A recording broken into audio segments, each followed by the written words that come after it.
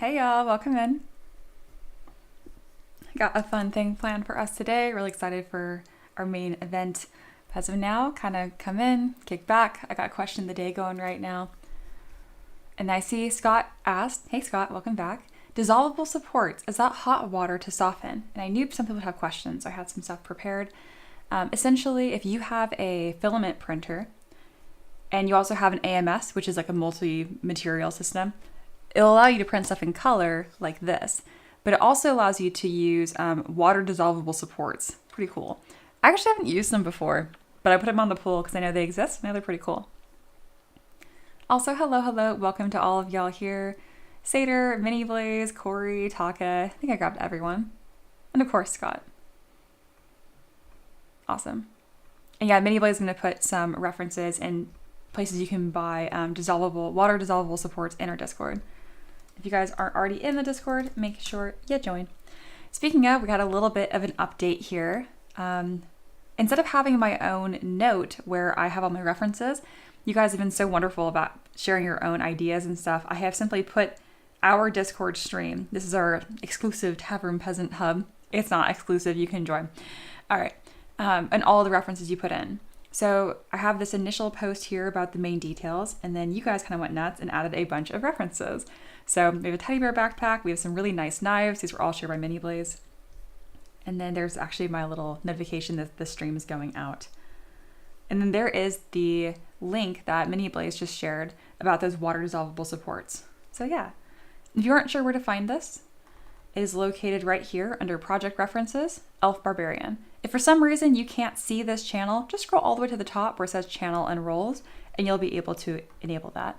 But there we go. We have a new little update here to the stream, and now nobody is going to be missing out when it comes to all these really cool references that you guys put in. If I double click this, it makes it big or small. That's really cool. I love that. Okay. Neat. And then for now, I have the duality serif that we worked on 2 days ago. So I've restarted my streak. I'm now back to 1 day. I got all the way up to 13 days of streaming in a row, and then April 1st hit. And there's a lot of stuff that happens on April 1st on my side, admin-wise, and also it lined up with a new grocery run, and I was like, this is not going to happen. So we're back to day 1 of our streak. Sater says, who voted for clipping and sanding? I'm curious as to why you preferred that as not having to deal with supports at all. Oh, I did. I definitely preferred the clipping and sanding because I think supportless minis look like supportless minis. Like, I can tell. Almost always, I can tell. And they just look so not dynamic. Like, you couldn't make this supportless, for example. And look how awesome he is. So I'll pick that any day of the week. It's a trade-off. Hey, Pan Dragon's here. Hey, welcome back.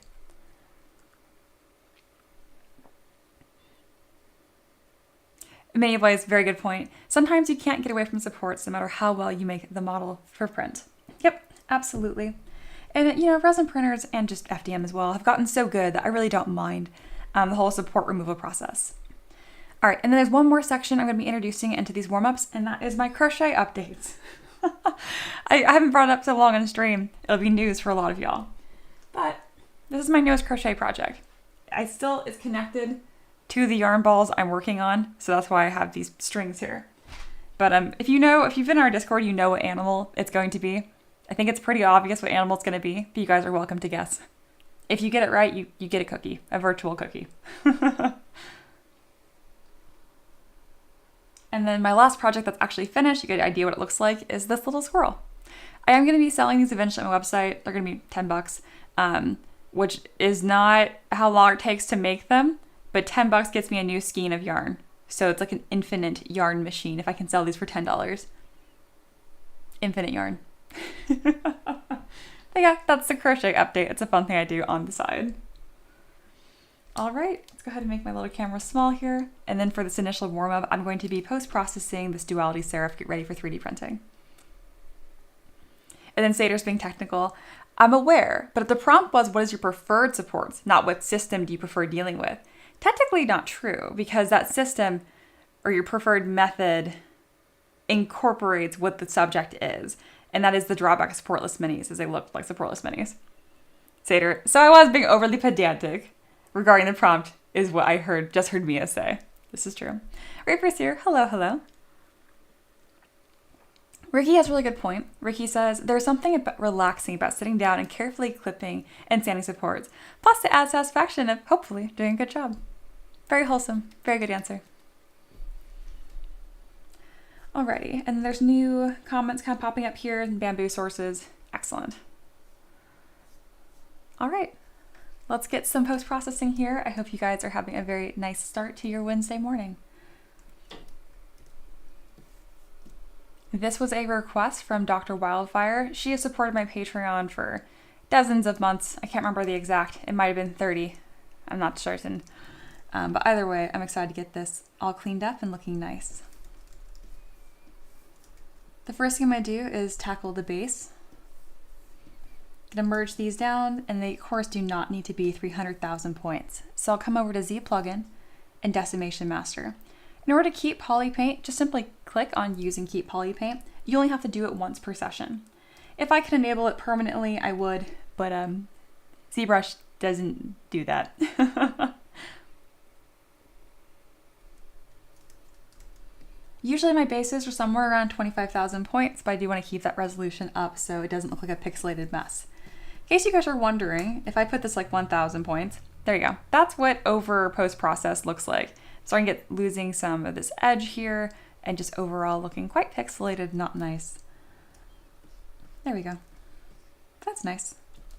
I'm gonna use my Move Topological brush to bring this up just a touch because we're kind of losing a little bit of that edge there.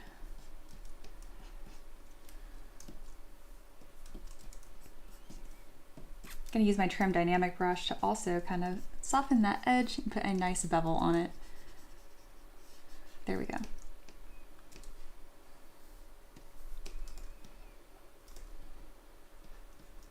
Perfect.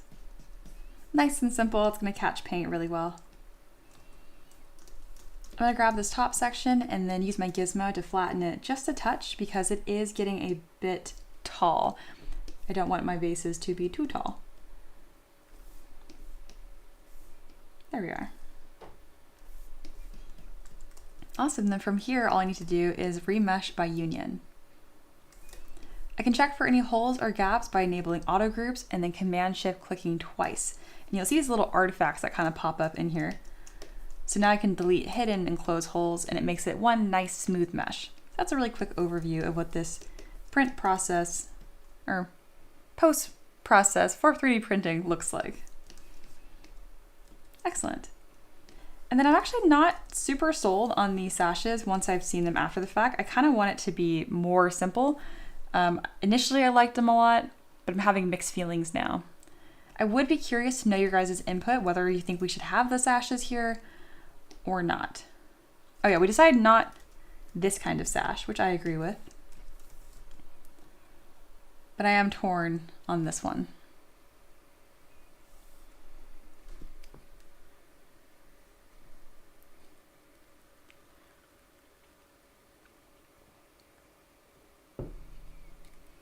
Alrighty.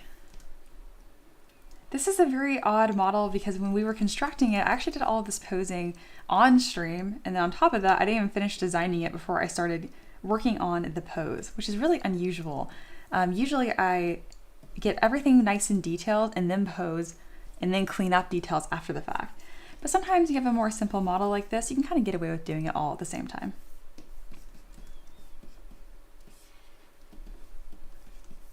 This wing needs to bend a little bit into her shoulder blade. To do that, I'm just using a mask brush and then using the gizmo to rotate it.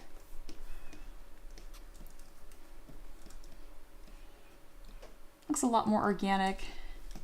It just makes a lot more sense.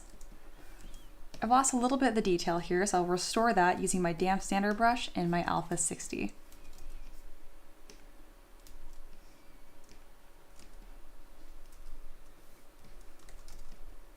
There's kind of a funny wedged artifact right here, so I'll just take my trim dynamic brush and smooth to kind of blot that out.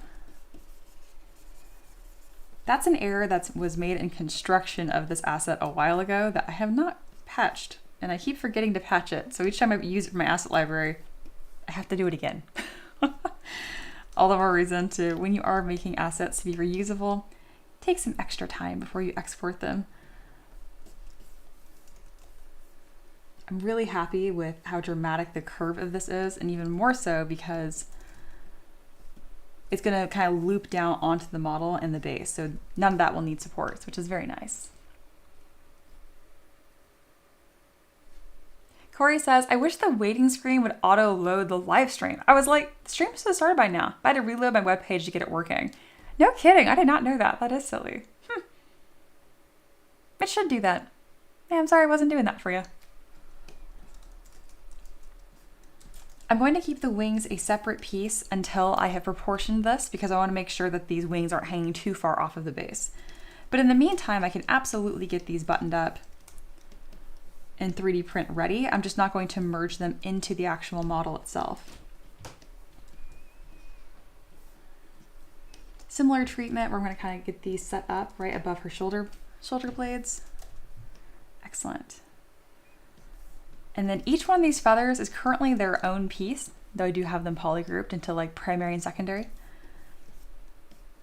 I don't need that much resolution, so we will remesh by union. A note about remeshing by union or using anything within the gizmo, sometimes it will disrupt your poly paint. If you need to keep your poly paint, you can either just wait to remesh until later to where it doesn't matter, or you can keep a copy and then project that poly paint detail back on. There we are.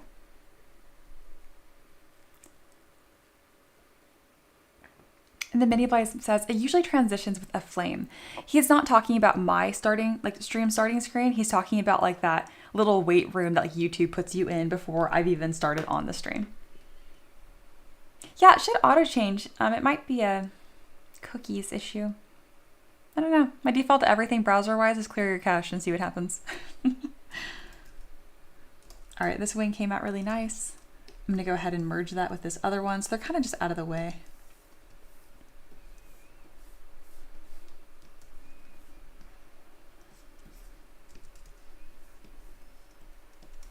Now let's kind of come through and make sure her hair is falling just the way we want it to.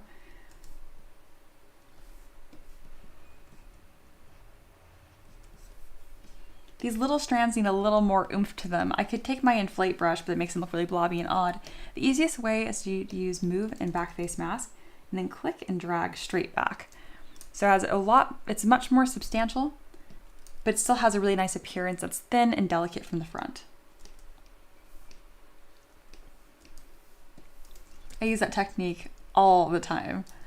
I actually stumbled upon it on accident too, which is why one of my earliest assignments for my students is just a list of brushes and to play and experiment with them.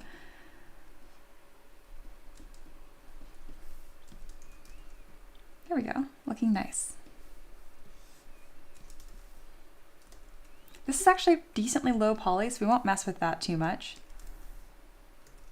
And instead, let's go ahead and raise the resolution on these bracers. If I just hit subdivide, it's going to make them look really smooth, and we don't necessarily want that. So in order to preserve those edges, you simply click on crease, and there you go. If it's not behaving quite the way you want to, you can manually crease stuff in with the ZModeler brush, or you can, what is the word I'm looking for? Oh, you can adjust your tolerances within the menu. If you go to geometry and modified topology, I believe it is. Oh no, it's actually just called crease. You can actually adjust all of your tolerances for that and how that button behaves. Pretty cool. We got a little bit of funniness on her elbow here, so we can go ahead and clean that up using my clay brush and trim dynamic. Elbows look dumb regardless, so I don't give them too much attention, but I'm always trying to do my best still. All right, looking good. And now we'll kind of just work top down. We'll merge her hair down to the body. Oh, what's this? Ah, there are appendages here. I don't know when that happened. That was somewhere in the construction process because I removed her arm and then she does not actually have legs because this skirt is solid. So I do not need legs in there. They'll just get remeshed anyway. All right, now we can merge.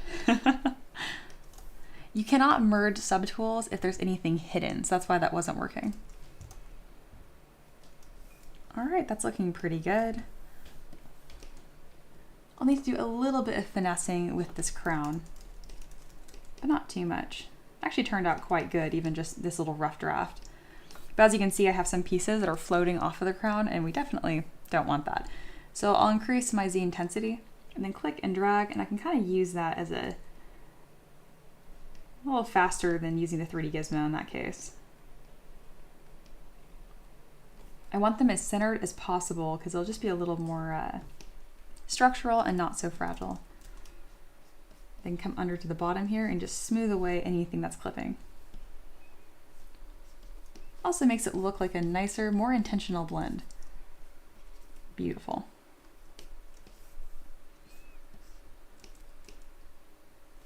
Designing this crown was really challenging, and because there's a lot to balance here, so I appreciate y'all that were part of this stream a couple days ago of helping me design this. It went through quite a few iterations, and I really am just so happy with the way that it ended out. All right, looking great. Kind of remeshing as we go and doing it piece by piece. Sader says, I was in the waiting room for 4 hours today, and it still did everything on auto. Man, good treatment. That's what it should be. Mini Blaze, yeah, Corey, face it, YouTube hates you. That's what I was gonna say, but I thought it was too rude. But then you said it, and I'm like, I can read that then.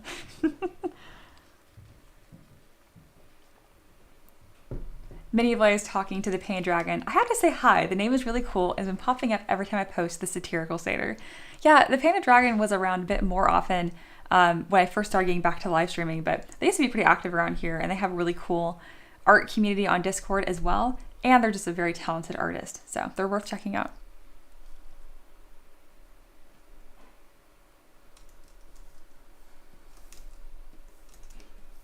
And then Satyr mentions, yeah, I don't know, but they opened the stream super early today, and I clicked open so I could hear when it went live. And I'm not sure if it helps analytics of viewers or something. It might. I'm not sure if you guys waiting for the stream helps my analytics at all, but it makes me happy to see you guys waiting. I think it's cool.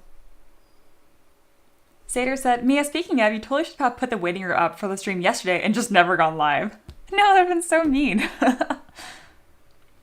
Corey said, anyway, Mia, I really did try to be here on time. That's a-okay. I'm all is forgiven. I appreciate the effort immensely. And no harm done. That's exactly why I have this warm-up period too. So nothing is, you didn't miss out on anything. I used to just like kind of jump right into my streams, and it was kind of jarring, not just for the viewers, like for y'all, but for me too, because I need a second for, you know, my second coffee to hit. Today was a 2 coffee day. Which has nothing to do with my sleep quality, by the way. I sleep great. Just some days feel like 2 coffee days. Alrighty. It's very satisfying. This little subtool list slowly gets smaller and smaller. Sometimes these little plates have some funniness when it comes to remeshing, so I'm actually going to handle them on their own and see if they're going to behave. It's much easier to post-process your subtools individually, just in case you find a problem child.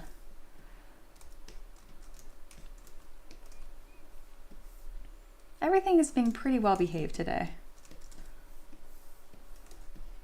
So there's one edge that's shared somewhere, but I'm really not too worried about that. And I don't see anything that'll cause even a remote issue with 3D printing. So we're moving on. Once I get my active points up to around 1 million, I usually knock it down by half and just keep rinsing that process as we go. Minivlay says, dang, it has started thundering. Yeah, there's some gnarly weather happening out west of me right now. I'm east enough in Tennessee where it's honestly just like a little breezy over here. We're not really seeing anything. I hope you guys are safe over there.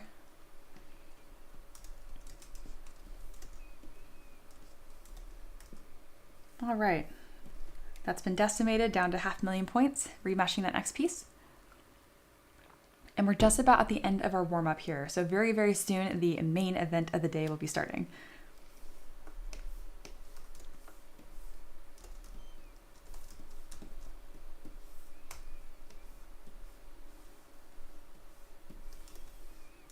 Excellent.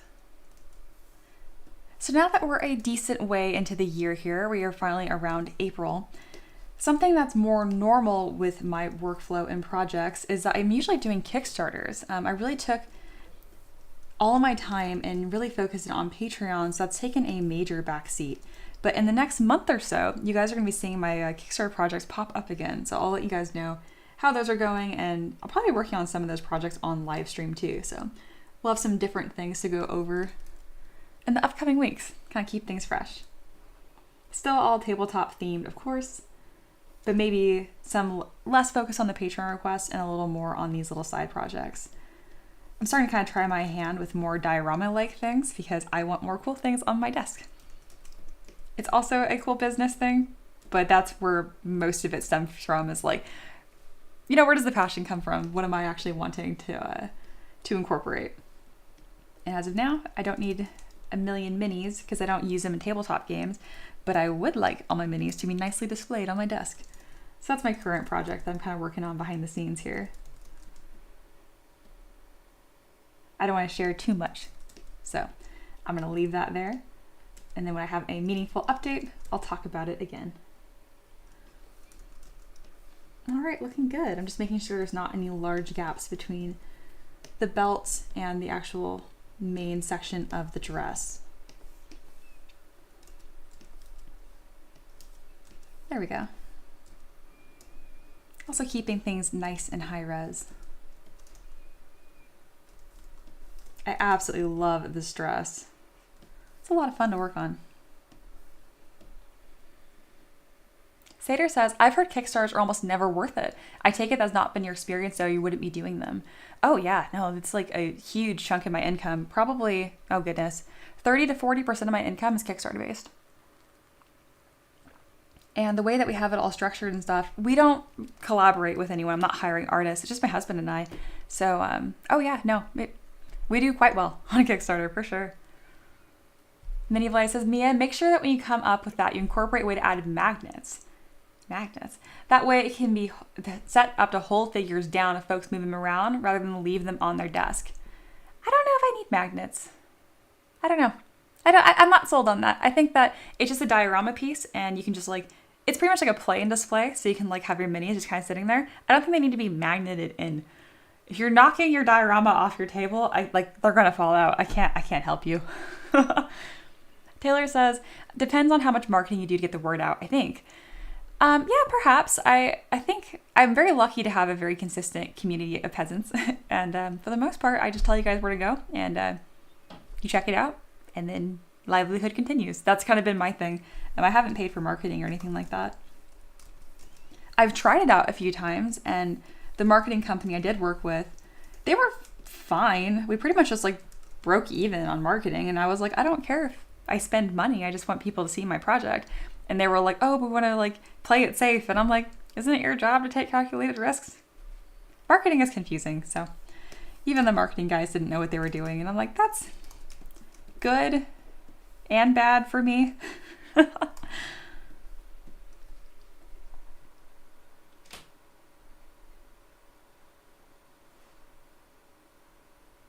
And then Mini Blaze says to me, oh, it is a really cool thing. Having magnets, okay. I mean, it wouldn't be hard. All I'd have to do is just boolean out a little circle on the bottom, and then it's an option.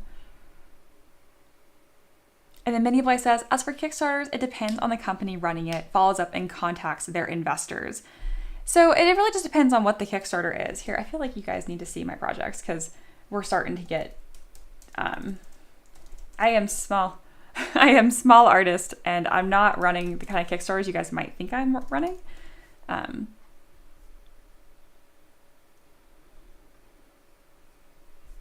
then, yeah, if you haven't seen my stuff on there, you might as well follow me on there too. It's free. And then I've done dozens of projects, and they've all done quite well. I'm very happy to say. There we go. All right, I'm putting a link in the chat right now for you guys to kind of check out, just to see kind of projects that I've done and worked on. And these were all done by yours truly. And then one of my favorites that I did last year, don't be glitchy, is steampunk. So yeah, these are all printed photos. And this my skeleton gunslinger is so freaking cool. So this is kind of an alternative for those that don't want subscriptions or like my Patreon. Instead, they can spend like $20 or so and get like dozens of models in a themed collection. Oh, look, there's me. But yeah, these are a lot of printed pictures, a lot of really cool stuff. In order to get collections like this on Patreon, you have to be in the legendary tier. And that's the difference really between rare and legendary, is that legendary gets all of these really cool collections and stuff. But it's really fancy and fun. And then Ricky made all these really lovely graphics. So pretty cool stuff. But just give a little more context to what I mean when I say I do Kickstarter projects. Like, it's not, there's no investor. There's nothing like that. I am the artist. I am company. It's just for me to do like these really fun themed projects. But in this case, we want to kind of get away from those like rigid themes, because we've done like Greek, Japanese, steampunk, pirates, Vikings. We've done a lot of big collections. And now we're kind of wanting to do like smaller diorama stuff again. At the end of the day, nothing's going to beat the value that Patreon's going to offer, because it's everything in the same place.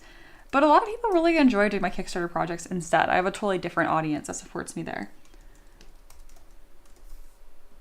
Which is confusing to me, because I am definitely not my own audience in that case. Like, I just go where the best deal is. Like, but I know for a lot of people, if they, like for example, if you buy most of your models on Kickstarter, you want to stay there. Same goes to my May Factory. You want to just stay in like that ecosystem you're already in. Which is no sweat for me. It lets me kind of work on different projects and try out some different things. So it's been a lot of fun.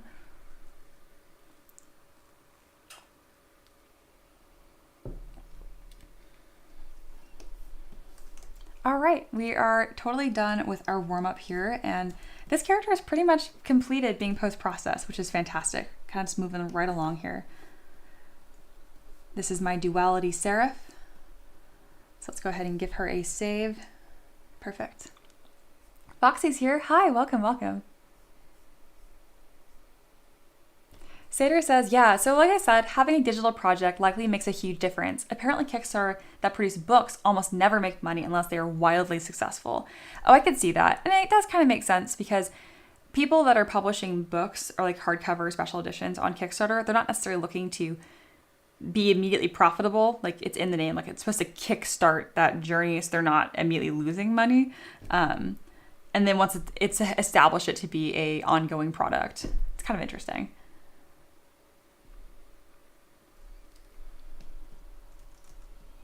All right, this is all taken care of, and let's go ahead and start with Tavern Keeper's Craft. First things first, we're gonna open my beginning ZPR, and we're working on another dude today.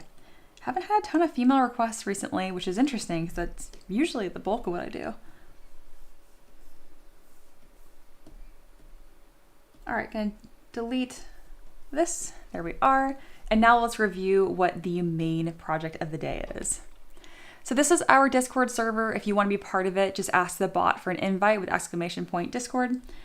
And then this is the request. So I have all of this under Elf Barbarian under project references. This is your guys' creative hub. If you have a strike of inspiration while I'm creating this, let me know, post an image. I reference this throughout the whole stream. All right, this is thank you to Darth Zinn. also Susan on my Discord. You've supported me for 10 months. Thank you so much. I really, really appreciate it. And you have asked for an elf barbarian. Here is your request.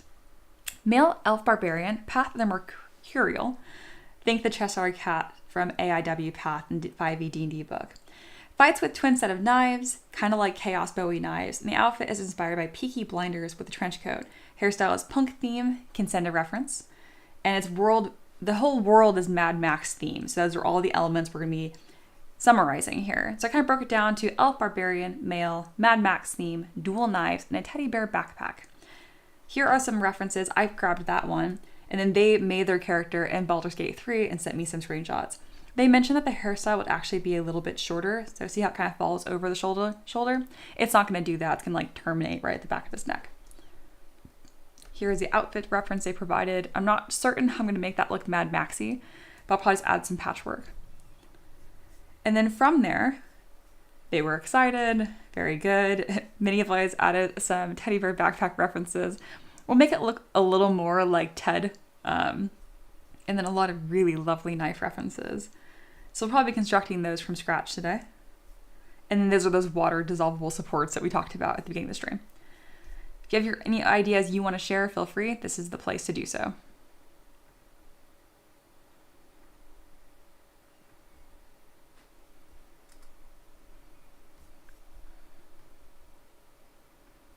All right, so that is going to be what we work on today. I'm trying to get this to minimize, but it wants to just be stuck on here.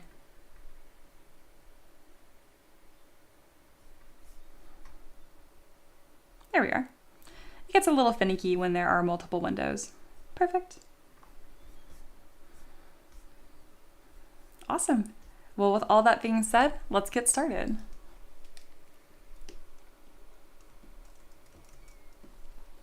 So the first stage here is I kind of sort through my asset library and grab all the pieces that are most relevant to the character. See if there's anything I can reuse. Something else I like to do is kind of kick off these new projects with a poll, just to kind of start building a backstory with you guys being included. All right, so the first question I have for you guys is what material should the trench coat be made of? We can do reinforced leather with metal plates, worn out but a stylish wool blend, or patchwork fabric from salvage clothes. I think all three of these could fit that kind of Mad Max style very well.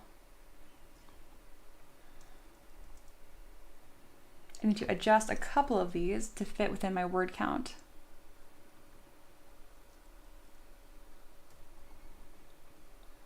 That poll will be going live shortly.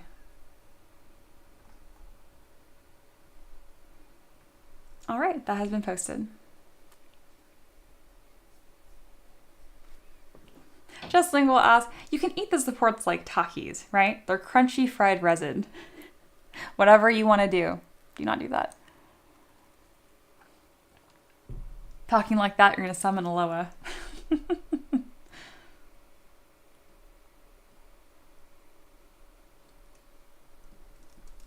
All right, let's kind of run through that asset library and see how many pieces we can get that really suit this character here.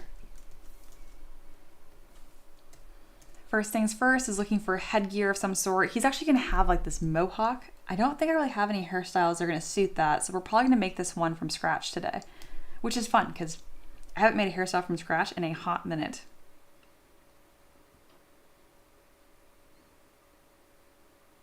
Yeah, I don't see anything from here that I really want.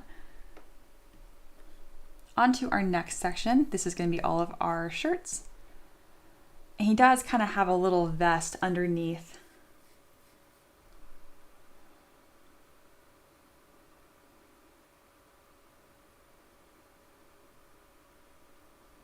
Yeah, these coats here are fine.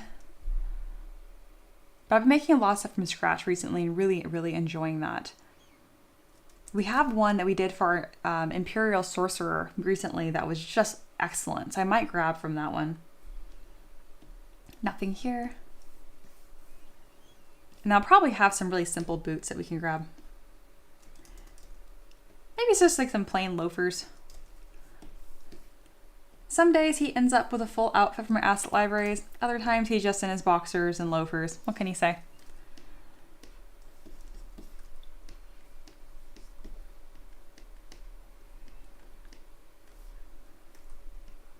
Once I have some assets that are going to suit that model, I kind of position them loosely with the 3D gizmo and then put a bit of poly paint on them, holding spacebar to grab a color and then fill object. All right, mirror and weld, and then let's go ahead and nudge these a bit so they actually keep his little toe in there.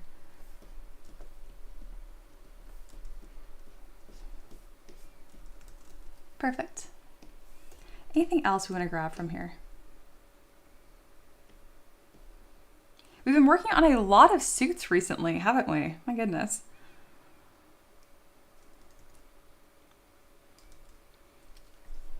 Yeah, we can go ahead and use these base pants as well. Though I do predict we're actually going to be using quite a lot for my Plasmoid Warlock. So we'll kind of see where that gets us.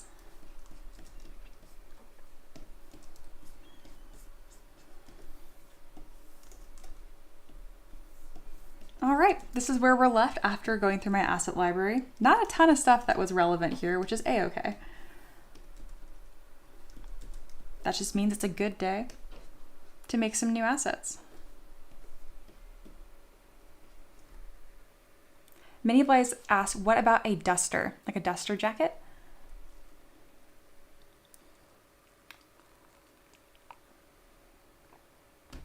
Corey says, you're going to be the suit master soon, Mia. No kidding. Oh my goodness. All right, I see you guys are putting more references in the chat. Something tells me it's Mini Blaze. Yes. Oh no, it's Satyr. It's both of y'all. Ooh, these are fun. Ooh. Okay, that screams Mad Max. This reference here, which I'm being really silly about zooming in on. Here we go. Beautiful. Thank you, Satyr. Amazing. Oh, like that. Okay, cool, cool. That's feeling very Fallout-y too, but still like trench coat. Yeah, okay. Thank you guys. I just love this. This is so cool. Isn't this nice? You guys actually can have the freaking references on here. Like, this was so needed. Like, I don't know why it took me so long to get them on here, and now you guys can see all this cool stuff that's shared in the community. And then always share your own ideas. I don't care if they're a little off the wall. Like, just be creative, be part of the process. And if you want to get better views of these, just go straight to our Discord. All right, let's go ahead and start creating some pieces.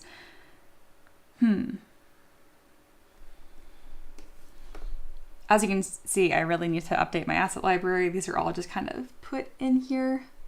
Like a small disaster.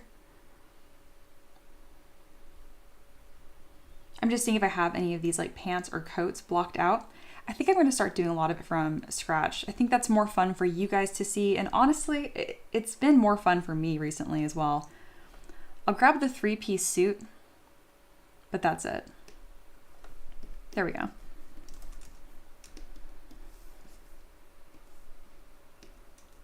Foxy says, how about a formerly fancy coat? They took off some dead guy 20 years ago.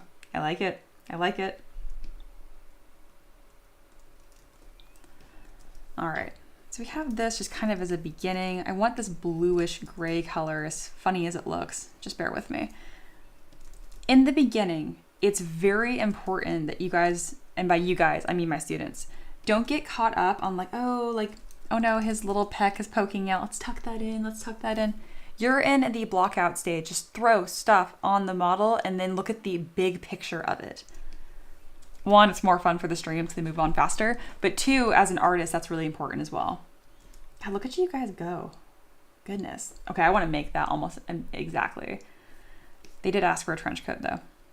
Let's make some sleeves while you guys have crazy references pouring in. I absolutely love it.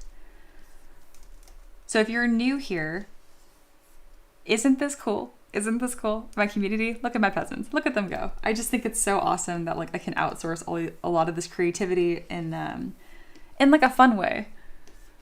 It takes a lot of pressure off of me and allows me to kind of just like kick back and enjoy like those fun little artistic decisions and not have to get so worried about being as perfect or as looking at as many options as possible. When they're all just presented to you cleanly like this, it just makes it fun again. It kind of feels like fashion shopping, which I'm sure very unsurprising to you guys. I'm a huge fan of fashion and clothes.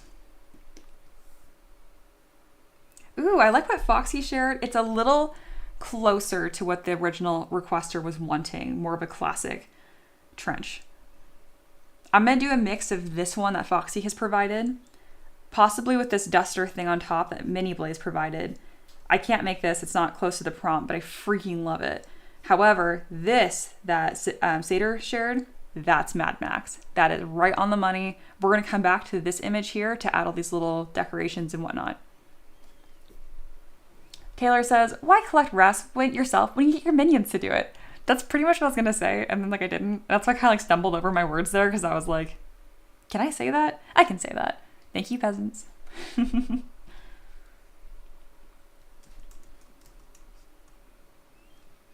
Y'all are going insane with the references today. I love it. I super love it.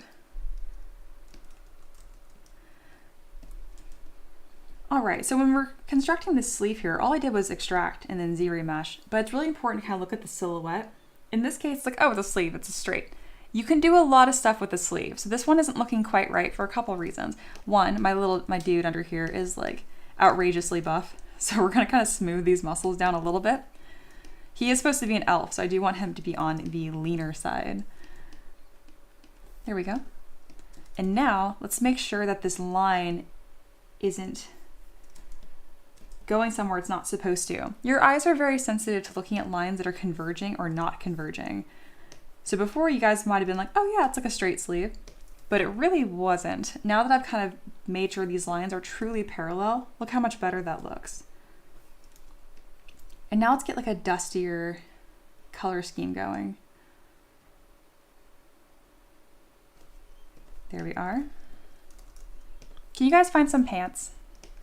Because these pants are not doing it. They're really boring. Or should I just do like classic slacks? Because it's supposed to be kind of like Peaky Blinders way up here. This was the original reference the guy gave. Just to kind of get back. This is the original suit that they gave. But we can obviously play with it. Like most patrons, they trusted me to make different decisions, and I trust my peasants. So that's why I mentioned I liked Foxy's reference a lot, because it's kind of similar to this coat here. And it's very on the money about like just taking it off of some dead guy. Ooh, I like that. Mini Blaze says, this is different, and then bang it up a bit with scars and leather. That's awesome. That is really awesome. I would wear that.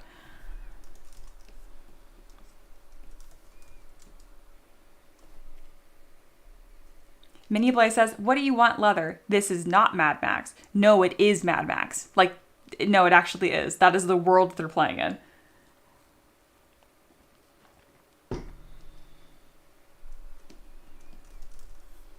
I'm glad that you said that.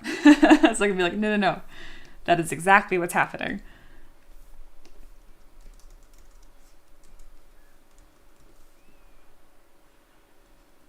All right, I need to start constructing this longer section here.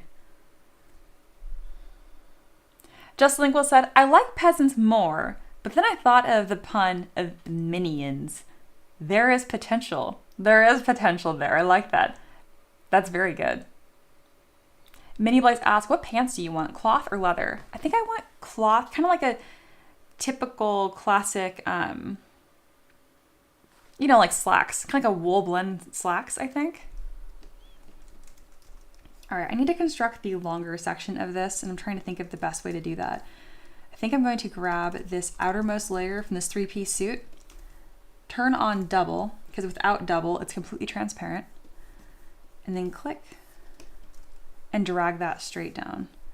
I can use my gizmo here to also taper it nicely. It's a little too long. Let's get closer to those knees. And then these lapels also need to be shortened. So here's the magic of the asset library. You guys can see how I had this 3-piece suit, and obviously it looks much different than what we're going for here, but all the components are very similar. So that really allows me to kind of click and quickly create new pieces from it.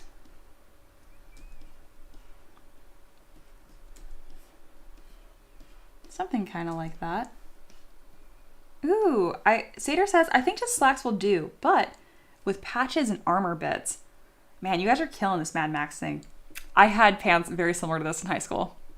I don't know if you guys know that, but I was like, there's no way you guys would know that. Yeah, I was a little bit of an edgelord in high school. Anyway, I also had like really short hair. It was like pixie cut, white blonde, and I dyed it pink. Yeah, I'll find pictures for that later. Anyway, I love those pants. I had those pants.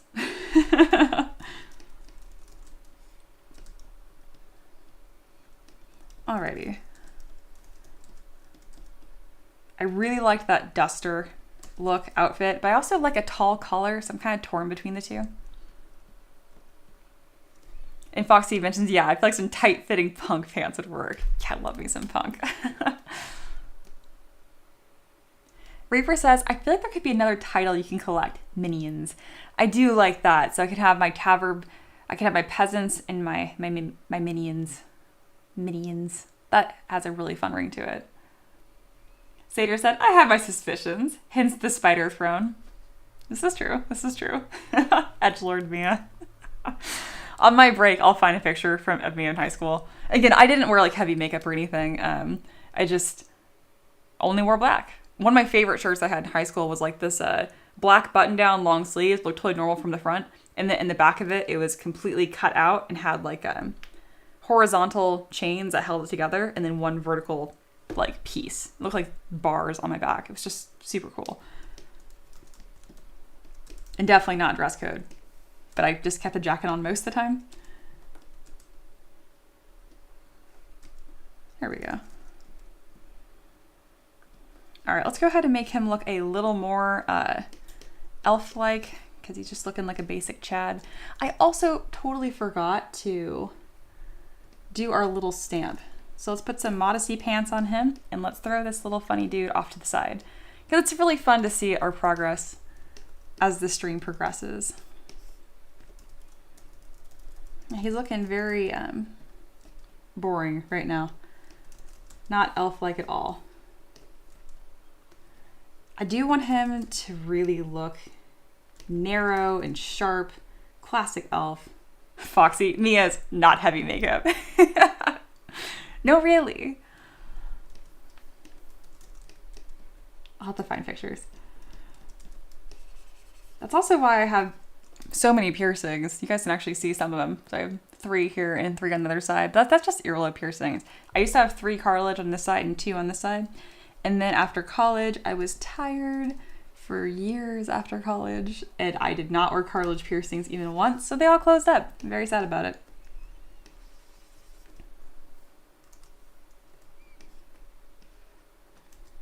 All right, click and drag here.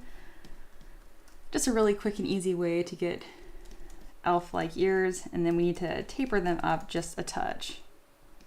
Thank you, Mini Blaze. There, someone has to do it. Beautiful. This is so fun because like now you guys can actually see like both chats happening at the same time without having to be in them. I don't know why I didn't do this before.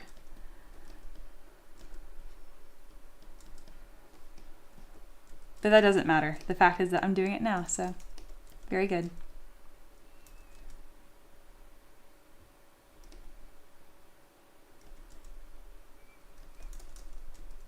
All right, we're slowly becoming more of an elf man here. Do like a long straight nose. And then where are those cheekbones? Let's come with our clay brush and start building those up. I really harshly put them in. Perfection. I like to do changes like this pretty harsh sometimes. I want to be dramatic. And then it's easier for me to kind of tone them down rather than keep trying to build it up over and over again. You'll also notice I'm on the lowest resolution because it's easier to prevent things from getting all lumpy.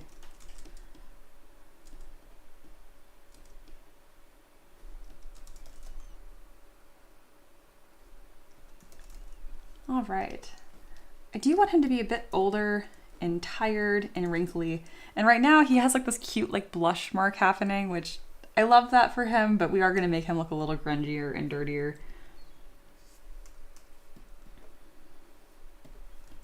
lips are a little too luscious right now. Let's kind of calm those down. And let's come in with some darker poly paint because again, he just looks a little cute right now.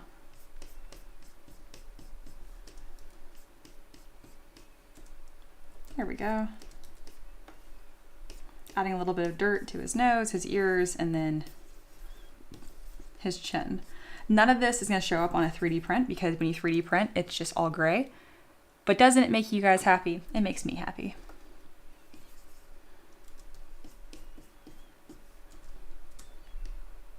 All right, and then we're going to come in with a little bit of black. Just a touch. So his eyes are actually a separate piece right now. So that's why I'm having to kind of mess around with these green eyes. Because when I move his face, his eyes don't move. So I'm being very, very careful with the eyes right now. There we go. That's more elf-like. There we are. Sater asks, so was Ricky an edgelord too, or was he just the average guy that fell for the edgy lady? Yeah, more on that side. Taylor says, he gives me no nose guy vibes from Fallout. Oh, the detective? Oh, damn, what's his name? He's the one where they had him in the Fallout, you know, the TV series they made, and it had one of those memes that had me like in tears over, where it's like that girl who just kind of like, like, if you know what I'm talking about, you know what I'm talking about, but like, he's not a bad looking guy for a ghoul. Just Lingual says, Valentine. Yes, Nick Valentine? I think his name is Nick. Just Lingual says, what fantasy race would you be? I would 100% be an elf and I would be a druid. Through and through. And yes, he was a ghoul. And not a bad looking ghoul. So the fact that you're saying he's looking like that is perfect.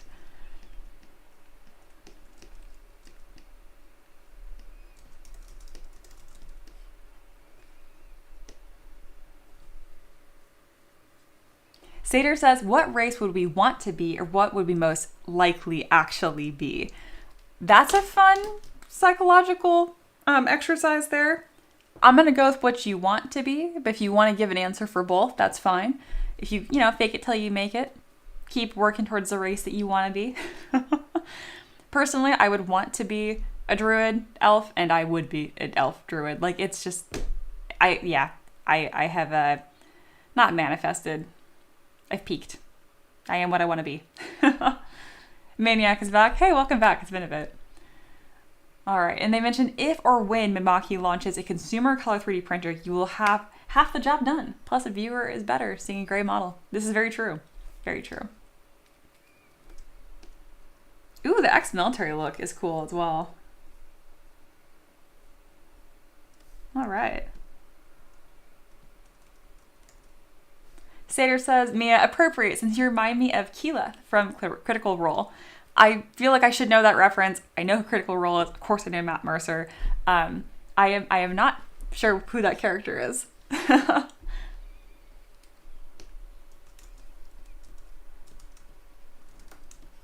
keep saying I'm going to watch Critical Role, and then I started streaming, and I cannot talk to you guys and listen to Critical Role at the same time. I mean, I guess I could, but it wouldn't be a very good stream, would it? All right, I'm going to keep working on this face here a touch because I really like this older, more wizened look. So we're going to add some more wrinkles here. I also need to move his eyeballs around. There we go.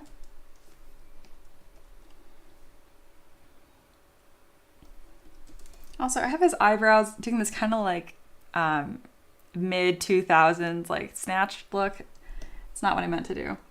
I want them to be more on the angry, fluffy side. Not beauty queen. There we go. That's better. Also, I need to move these eyeballs that are inside of here, I think, because they're really getting in the way. I'll just scoot them back a little bit.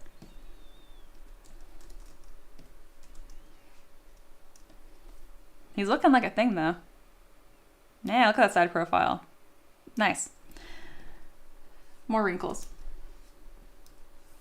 Some asymmetrical forehead lines so he doesn't look so perfectly smooth. And then we'll give him hair sooner than later. Yeah, there we go. All right, and then I really want to keep building up some of these wrinkles, but I don't want to spend too much time on the face. It's already looking quite nice. I kind of want those lines that are right here, but I don't usually sculpt those on models. Oh, I did it. Never mind, that worked out great.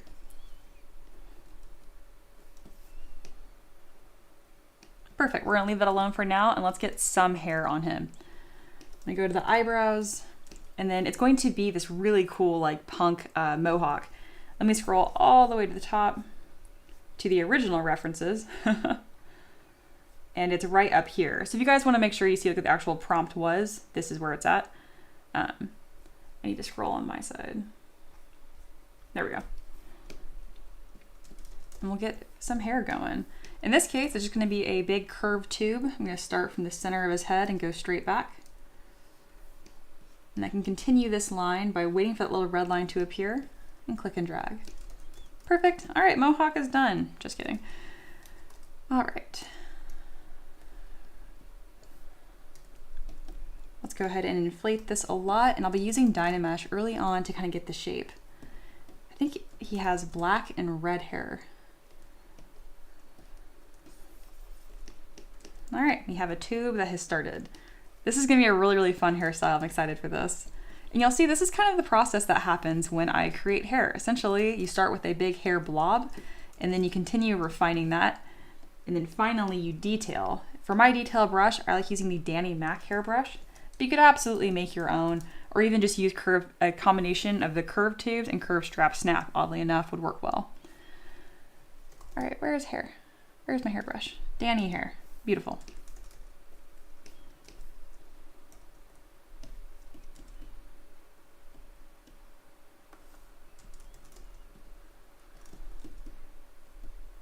I'm making it pretty tall because his hair kind of like falls over. It's very, very edgy.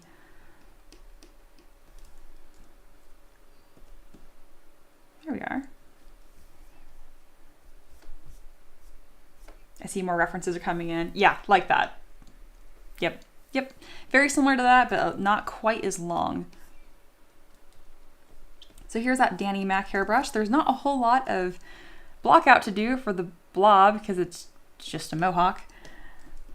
Let's make it so it fits the head a little more uniform.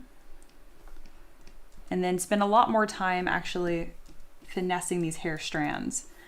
So kind of click and drag.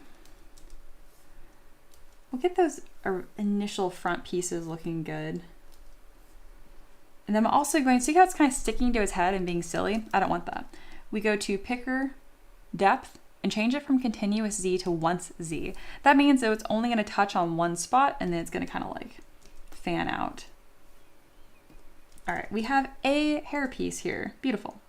Initially, I'm going to kind of leave it alone and leave everything clumped together like this, but later on, once we have this secondary round of shapes going, we'll kind of like fluff it up and move these hair strands around like that.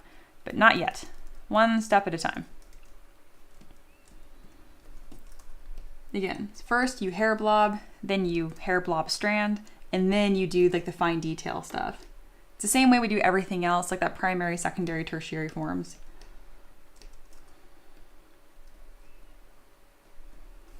All right, Hindsight has a ton of fun references coming in.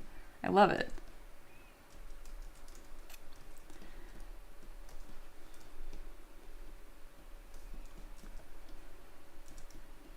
And just a reminder to all of my students or just other creatives that are hanging out today, references are everything. Collect lots of references. That is always the reason why my models turn out as nice as they do, because I don't know what anything looks like. I gotta go look at it first. All right, now that I have a couple of these pieces, I'm gonna kind of use them and duplicate to put a bunch of them down quickly.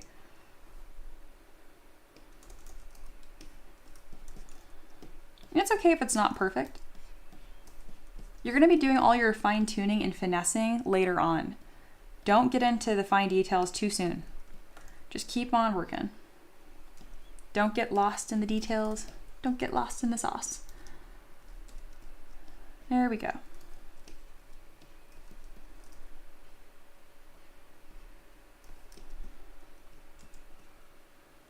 Looking good, starting to build that up. And then another thing I want to do, oh, I love those boots. I have some that look kind of similar, not in real life, but yes, in real life as well, but in my asset library. And I do want some of this to have kind of that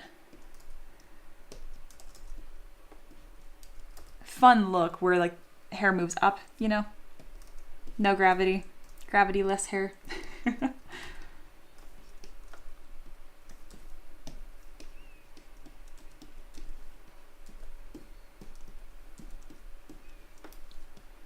Ooh, I like that too, that armor plate up front. That's looking very Mad Max. This one may be a little too Western, but the spikes help with that Mad Max look.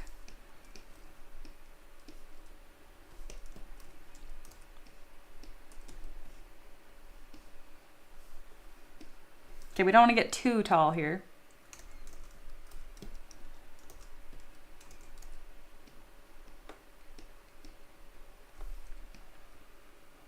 Okay, that's a good start. But you can see how fast this can be. I know a lot of my students get really bogged down with hair and it's this slow, painful process. It's like just throw a bunch of hair strands down, some chunks, and then you kind of see how you're coming out. Like, so in this case, I need to come through with my trim brush and start kind of getting this bevel on one side because the hair is flowing in one direction. So we're gonna bevel it on this one side and then start striking in some hair strands. There's a really cool brush that's hidden in Lightbox. I'm going to show you guys in just a moment.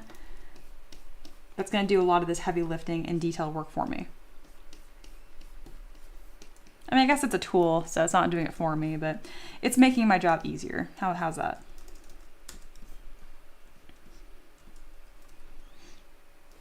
There we go. And then of course, I'm going to add some like edgy highlights. That's probably way too bright of a color, but goodness, is it fun.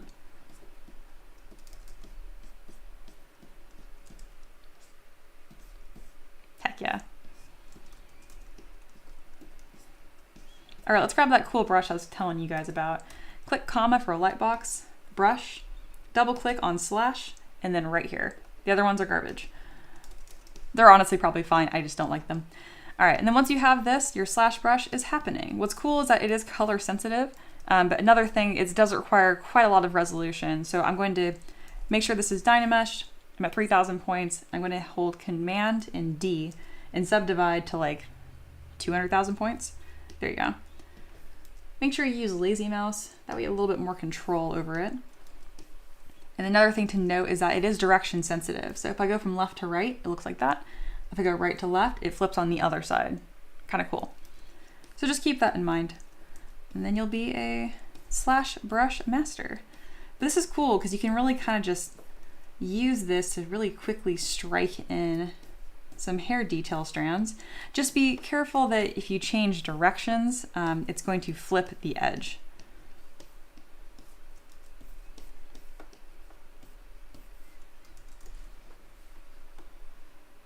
Mini Blay says, Mia, we're gonna have to add a do's and don'ts thread as well as technical terms.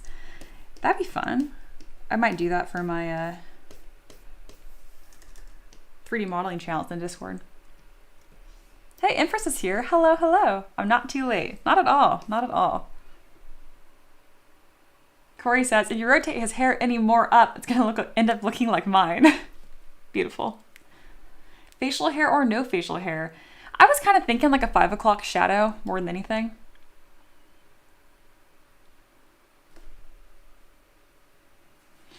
Empress, gotcha, let me take notes. Gets lost in details and adds a lot of sauce. You're a menace.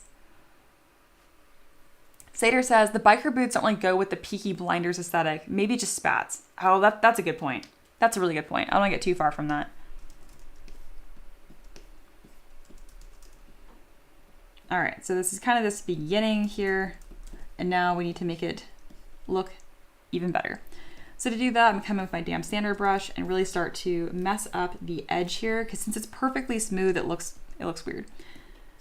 So we're gonna use my move brush and damp standard to kind of move this around. There we go. We're also gonna soften up the color just a touch. I'm gonna use drag dots for that. There we go, more of a gradient so it's not so harsh. It's cool, but we don't want it to be too obnoxious. And now I can take my move brush and kind of move the hair over, or even better yet, let's just duplicate it and scoot it on over. And I can start to blend this in.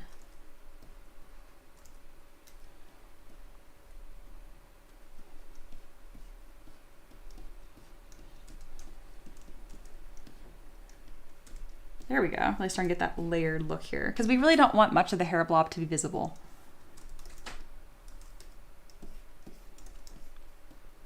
I think this is a little too long. I might not be able to duplicate a brush for this. I might need to do this manually. But I'm gonna try first. Let's shorten that up both directions, and let's see if I can get this to work. Oh yeah.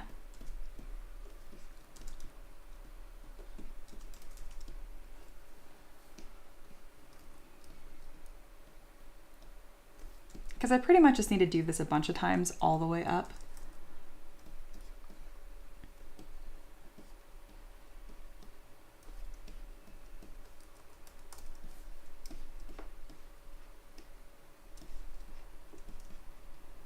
Man, why does hair have so many hair strands? What's up with that?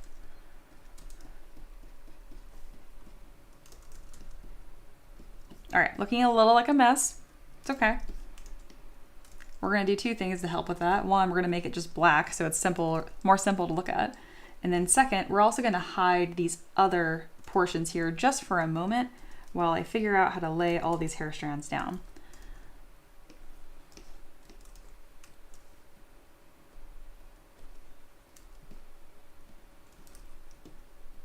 Kind of shrink it up so it's a little bit tighter. I'm using my 3D gizmo to get all of these adjustments done quickly. And my move brush, we're gonna kind of slowly form that to the hair blob as nice as possible. And I can start pushing some of these hair strands and start showing the detail that we initially blocked out right here with the slash brush. And what you end up with is this really nice layering effect. 3D print's fantastic, it's convincing, and it doesn't take an eternity to get done.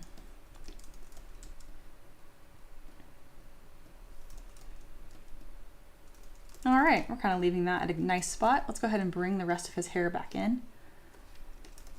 And then this I can actually stretch to be a bit longer.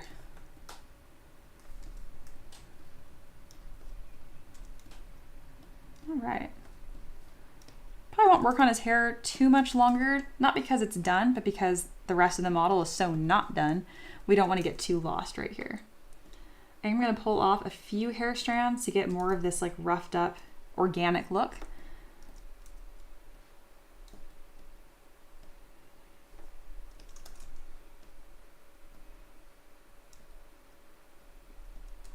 Because when you start moving these little hair strands is where like the magic of like hair starts to happen.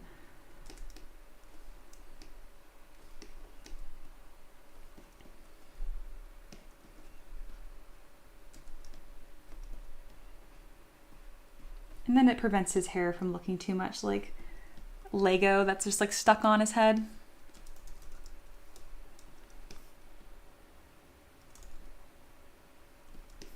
All right, we're gonna darken his hair just a touch here. These like neon red ends are a little too much. And then what we're also going to do is grab all these different hair chunks and start merging them down with different poly groups. So you'll see I can like grab this section versus this section, that kind of thing. And yeah, we're dimming them up just a touch.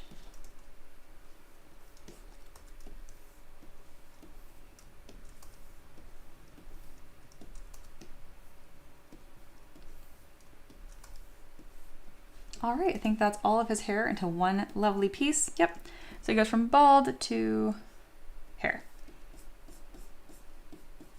All right, darkening that just a touch.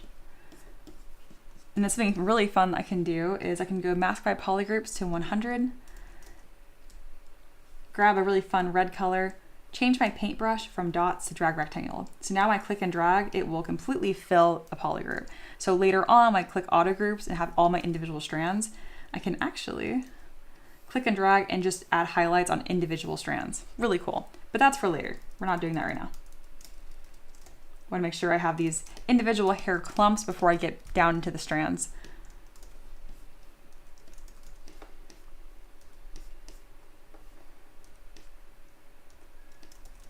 Perfect. A lot of really good chat going on here. Miniplay says the big bald area needs a scar. He is a survivor afterwards, after all. That's true. That's true.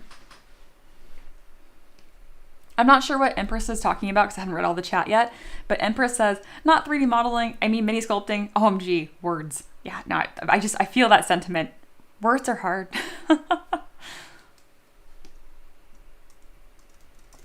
All right, so you guys did pretty good with this poll here. It looks like the majority agreed to have leather with metal plates. So I'll definitely keep that in mind as we're creating these clothes here, and especially this coat. I'm gonna start paying more attention to that right now.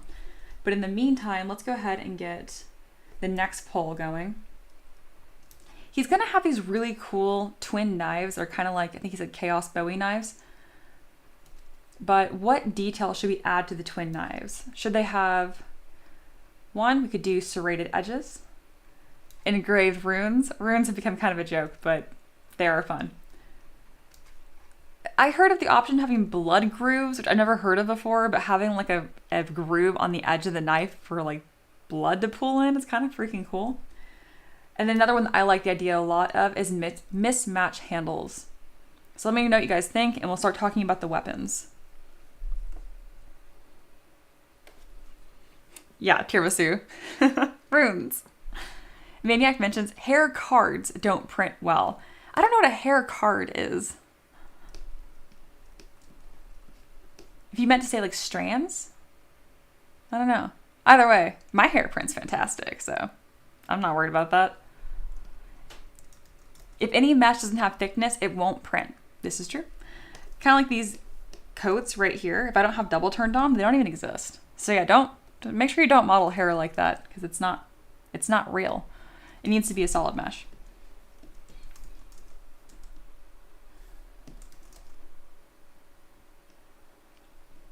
All right. It's time to start kind of paying more attention to the rest of his clothes. Yeah, I think a big thing in post-apocalyptic is asymmetry. I agree.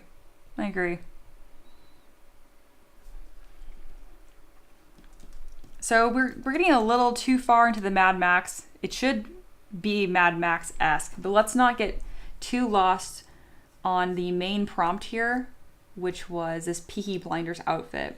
So I'm going to be looking at this reference really closely as I make the clothes right now, and then I will start going through all of your guys' references and making it more Mad Max-esque. How's that? Reminder, if you're not in our Discord, you're missing out.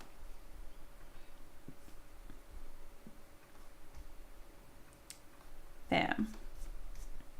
I'm going to kind of scroll up here to these outfits and kind of let that inspiration wash over me. Sater mentions, clarifying, Mia, in gaming you make hair out of layers of planes with alpha maps projected onto them. Oh, very cool. Yeah, I was wondering what Maniac was talking about. I'm like, yep. Like, I wasn't sure what the context was. Miniblade says no slacks. It's literally from the original requester's reference, so like, yes, he's going to have pants. All right, let's go back. Let's work on that. We're going to have asymmetrical details and whatnot, but ultimately they win. Miniblade says, that screams Gangs of New York. Absolutely. It's Peaky Blinders-esque. It fits into that Mad Max world perfectly still. Miniblade cries. I'm like, there we go. Oh, nope, they've recovered. They're smiling again. Alrighty. Yeah, I don't have these layers are not speaking to me yet, so we'll work on that. Let's do this white undershirt because he looks so cool now, but this outfit is lame. It's super lame. So we're gonna work on it. Right now I'm splitting all of these base mesh pieces I had brought in originally into different pieces. And by that I mean different subtools. Before they were all in the same subtool as like a polygroup. It's pretty much just like painted sections. So I'm just reorganizing all my pieces over here so we can really start to move stuff around and design this to be something cool. I don't like this lapel right here, so we're gonna delete it. And then let's go ahead and move this up. I do want his jacket to be a bit more open, so if I hit my smooth brush and reduce my min connected points to 1, we can open this up a touch.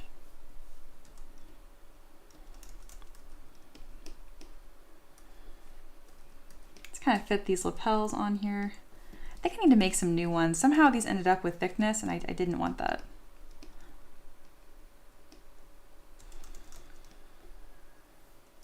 He will have a little vest of sorts. To best achieve that, all you need to do is turn off symmetry and then manually take your Move Topological brush and kind of scoot it on over.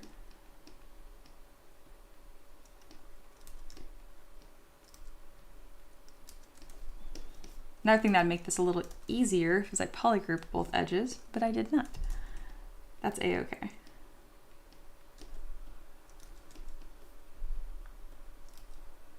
There we go.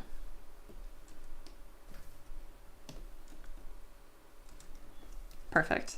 And then I want to add some buttons. A really easy way to do that is to go over to really any of these insert mesh. I'm gonna go with a bunch of little bolt heads. I think it kind of fits the theme and it'll look nice.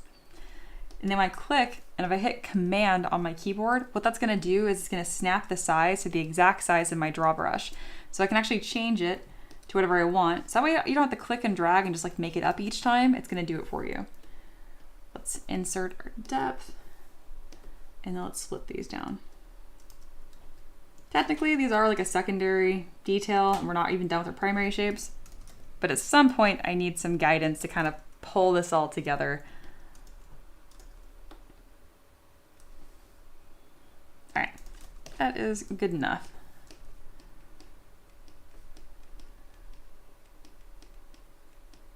All right, we have some buttons. We have some details happening here.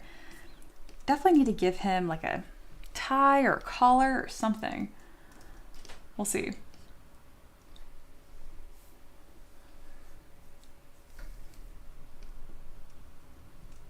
Saders has a mini blades. You're going a little too far into Mad Max. Think Mad Max world in Industrial Revolution England. Perfect, perfect, I agree.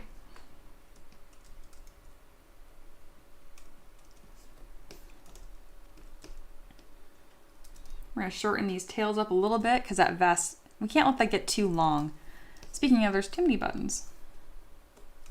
There we go.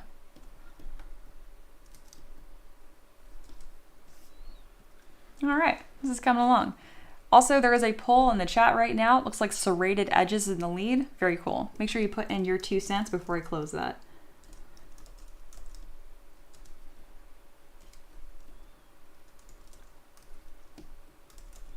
I think I want this collar to connect to the main trench coat instead. It's gonna be Peaky Blinders inspired, but I have some other plans in mind. Man, this, very disappointed that this ended up with thickness by accident. I'll need to fix that. The first thing I can do to kind of repair it is just come through and mask the top of it. See how it has material on the back? I don't like that. All right, we're gonna do this, and then we're going to divide once, inflate. Gotta do a little bit of repairing here. And then we'll Z-remesh with half turned on and kind of see where that gets us. If it doesn't have a heart attack, it might have a heart attack. That's good enough.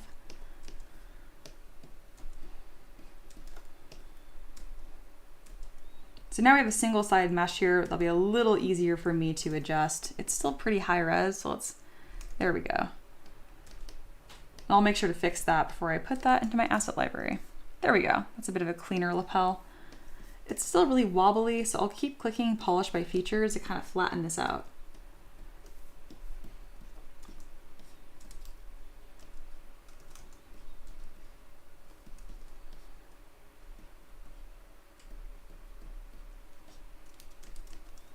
Something that helps is if you put in a couple creases, it kind of gives ZBrush something to reference as you're telling it to polish and all that kind of stuff. If I do a polish point right there, there we go. I'm starting to get some of that sharp edges without having to manually pull those groups.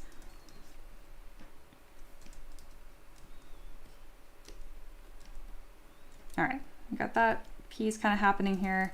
And now I really want to have fun with this collar. Collars are tricky, y'all. But if you take your time, you're careful with them, you can get some really cool stuff done. They do drive me crazy. Like right now, what is happening here? Why is one side being affected so much more than the other? Is there a mask? What is going on, ZBrush? We're gonna click mirror and weld, see if that was the problem. It was. So it wasn't symmetrical, it just looked symmetrical. Yes, Just Lingual says cufflinks could be good when we get to the sleeves. Absolutely. That's essentially just, here, let's duplicate this. Let's do a really quick cuff sleeves. I'm pretty sure I know what those look like. All right, and polygroup that. Bam. Inflate just a touch. How's that? I think that's kind of what you were thinking of, Just Lingual. That does make it look better already. And then with just a little button detail to match the vest. Come in here, doop.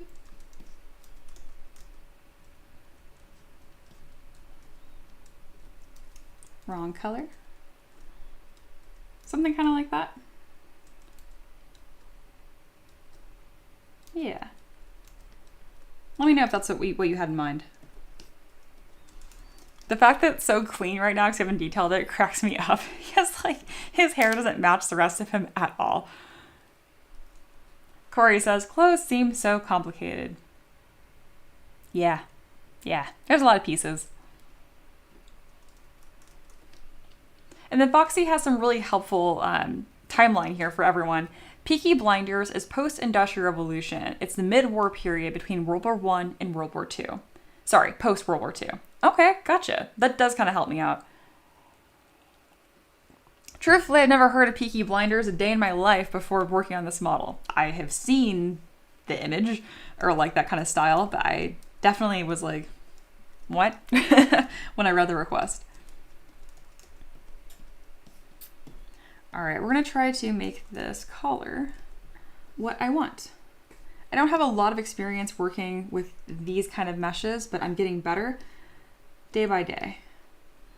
I want it to be more of like this popped collar. I think it's a nice combination of this Peaky Blinders aesthetic that they gave while also being a little bit more like that duster jacket and some of those post-apocalyptic references that Foxy and Seder provided. Apocalyptic. What did Empress say earlier? Words.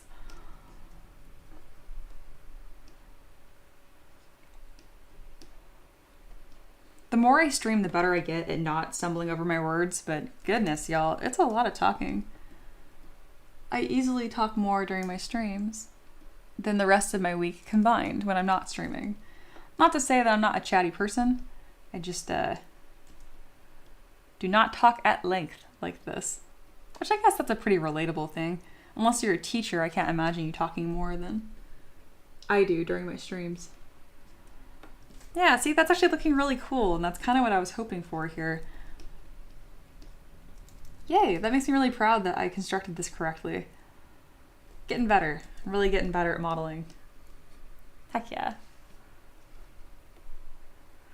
All right, Seder put in another funny way to say apocalyptic with a new word. Let's see if I can say it without having a stroke. It's not a real word, it's just funny. Apocalypolus. Ooh, that's pretty good. That's pretty close.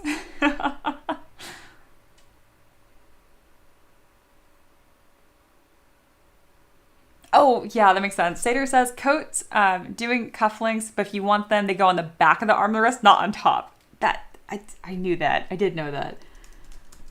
They go here. That's why in those pictures, you see him adjusting him, they're like this, like doing that to fix them.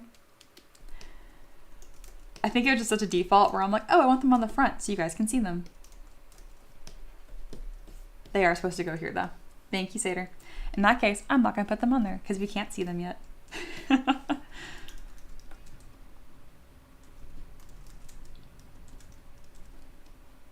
I don't really know what to do with this undershirt. I think giving him a tie would be too much.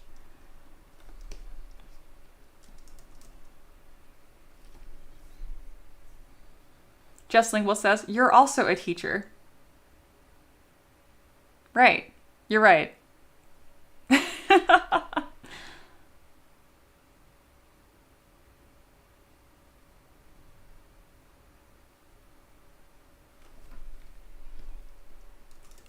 All right, let's start looking through more of these references.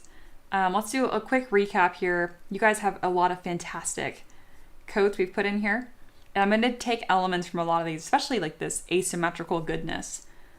But a reminder that this is the outfit we're largely going for, and then we need to Mad Maxify it.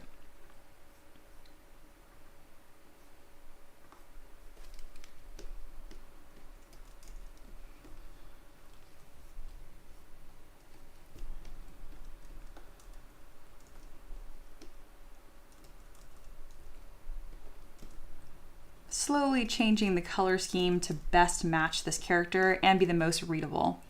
It's tricky. It's very tricky.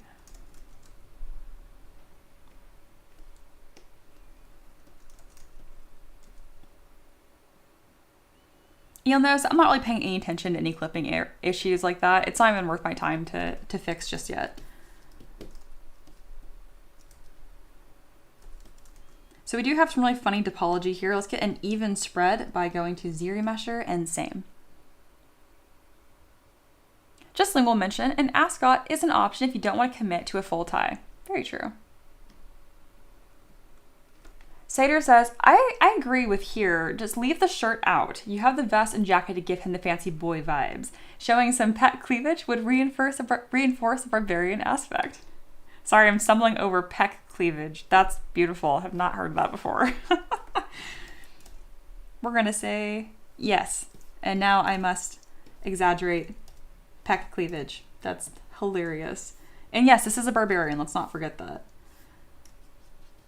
Thank you to Hindsight for keeping us on topic. I guess like on prompt, on task. There's a word I'm looking for here. Let's kind of bulk up those collarbones while I'm at it. And even a little bit of striations to his chest will be dramatic. All right, beautiful pec cleavage. I love it. All right, we're getting a little too cleavage either. Let's smooth a little bit.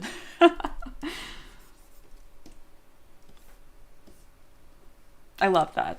Fantastic. Chef's kiss. All right, let's go ahead and make our scene look a little nicer. We're at that point. Put this light off to the top left, get some nice shadows in there, and then warm up the scene. Not too bright. We're gonna improve our ambient occlusion as well as our shadows. Just everything gets a little bit of a bump. There we go. Getting a little more dramatic. I like it, I like it.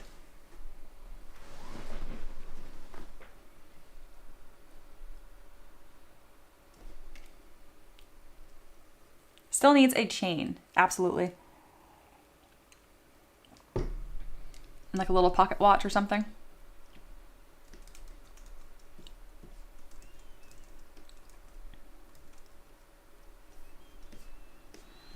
All right, I really want to start detailing the clothes here, but we're just not done with a lot of this.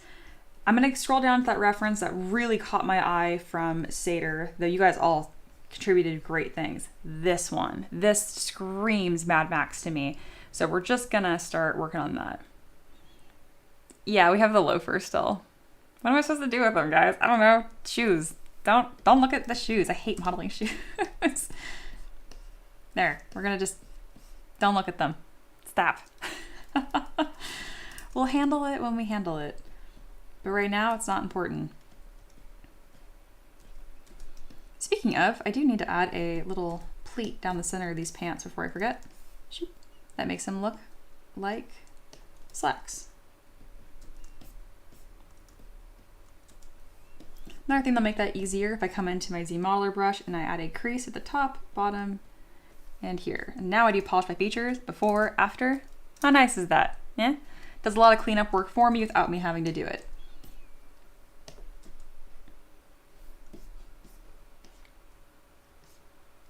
Just Lingual says, if you want to exaggerate the pec cleavage without seeming like too much, you can add a little volume to the collarbone. The upper mid-chest is usually hit with upper chest exercises.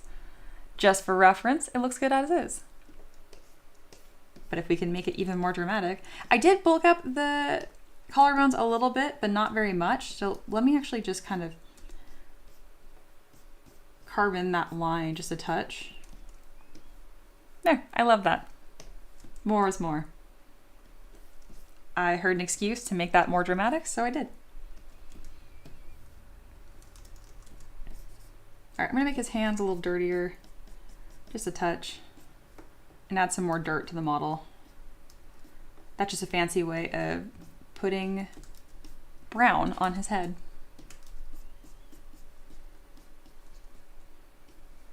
That looks so much better. Sweet. He is a barbarian, so we can make him a bit on the bulky side somewhat. Corey says, I'm not worried too much about the shoes. I'm interested to see what you do with the elbows. That was a low blow. You know I'm bad at elbows. Boots make the man, Seder. Real men go barefoot. He is a barbarian. I feel like barefoot is totally an option here. Beautiful, beautiful. All right, we're moving on. Or y'all can do whatever you want in the chat. You can peasants be peasanting, but I'm gonna get some work done. So it looks like a ridiculous amount of straps, layers, bags, fabric folds is kind of the name of the game here. Fabric folds isn't until later, but I can start adding some of these pouches and bags. The easiest way to do this is to go to the main body, drop the subdiv all the way down, delete the subdiv, and then go to your curved strap snap brush. All right, that's your one strap. I'm gonna go ahead and crease. It should grab those edges. It's not, because it mocks my authority. I'll do it manually then, like a peasant. All right, we have creased. I know it doesn't look any different. If you zoom in like a ton, there's a tiny, tiny, tiny dotted line. So now my subdivide doesn't go away. And more interestingly, when I polish my features, it will smooth this out. See the before and after. I can just keep doing that to get this nice loop. I'm also going to inflate the entire thing because this is for 3D printing and I don't want it to be a problem when I try to 3D print it. All right, we have a strap.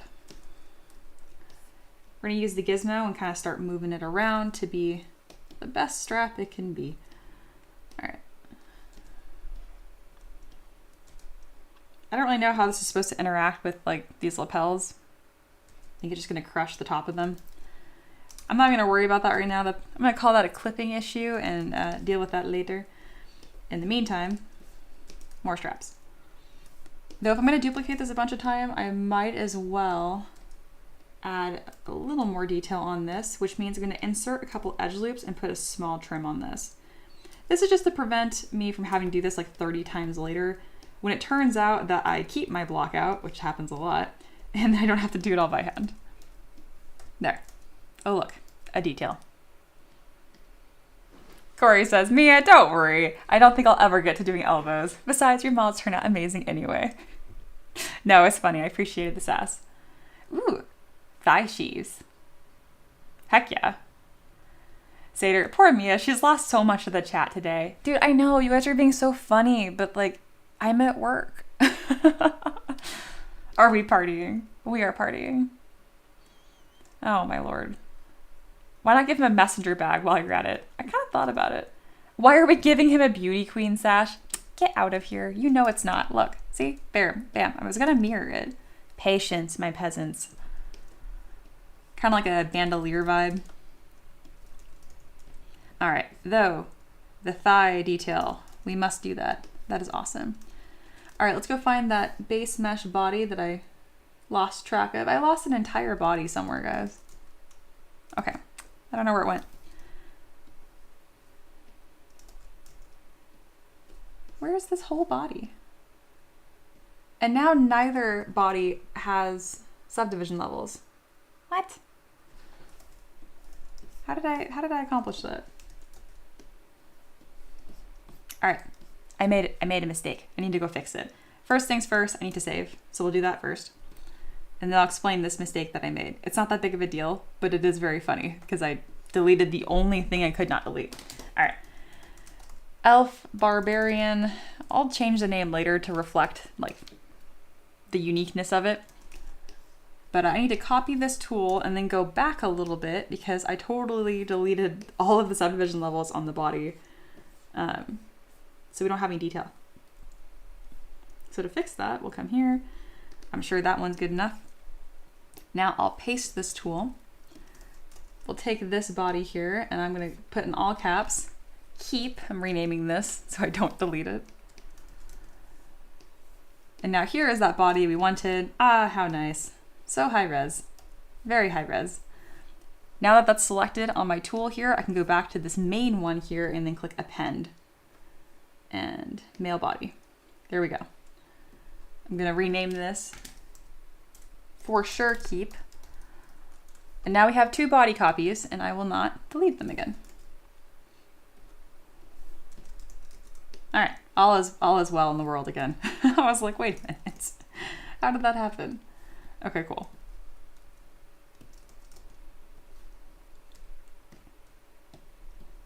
All is well.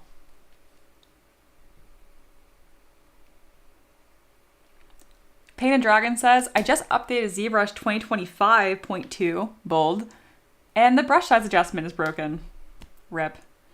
Empress, how do you lose a body? I know, right? Foxy, not the body. Mini Blaze, are we having too much fun at Mia's expense? Not enough? Go nuts. Oh, Mia, look at my reference. You can mount the holder on the front of those straps. Sure, let me scroll on down here. Oh, that's cool. That's really cool. Oh, for the thigh straps too? I like it. And Sater pinged me saying, Mia, that was in the reference to the barefoot thing. There's an idea in reference. Ah. Oh, Peaky Blinders was a show. Oh, I see. I see. Beautiful. Our guy is on the right in this one. Yeah, pretty much. Okay, cool, cool. Either or if you want to give him guns. Sounds good. Thank you, Mini Blaze.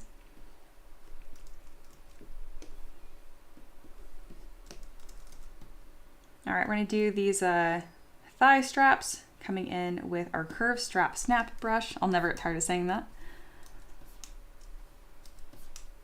Let's see how many times it takes to do it right. 3, not bad. So just like before, we'll go ahead and crease this. We're gonna have to do it manually like a peasant because the crease brush is being really sensitive right now.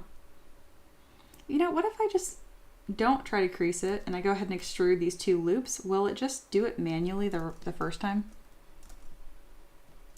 No. Okay, I don't know why. We're gonna fix our crease brush by going to geometry crease and fixing the tolerance because it's got goofed up at one point. Yeah, it's at 180. It needs to be 90.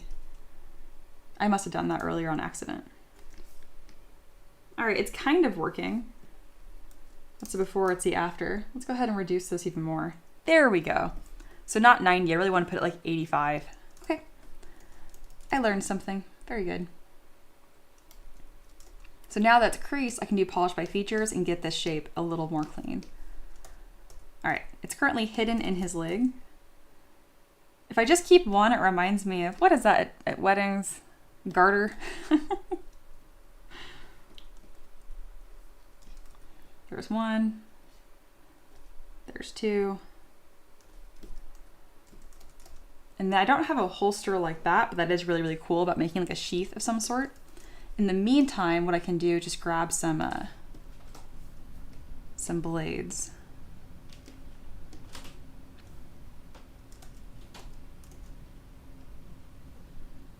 It is crazy windy outside. My blinds are closed, so I can't see, but low-key stressing me out. All right, got a dagger right here to kind of put as a placeholder, just temporary. We'll make something nicer later.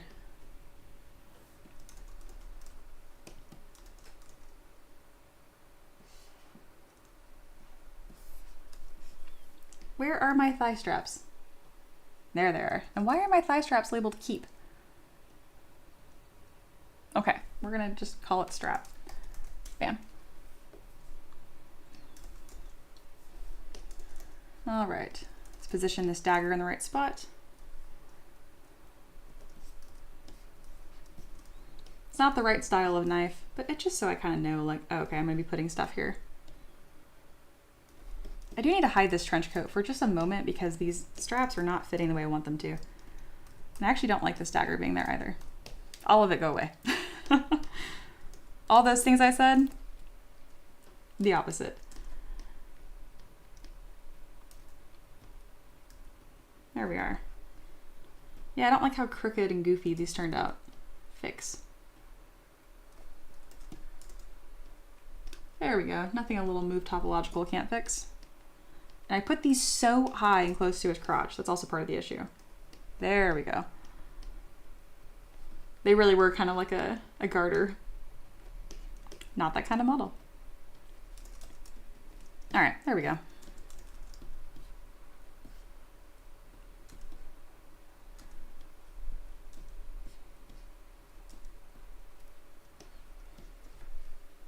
Corey says, Mia, real question though. Oh my goodness, we're getting serious for once, guys.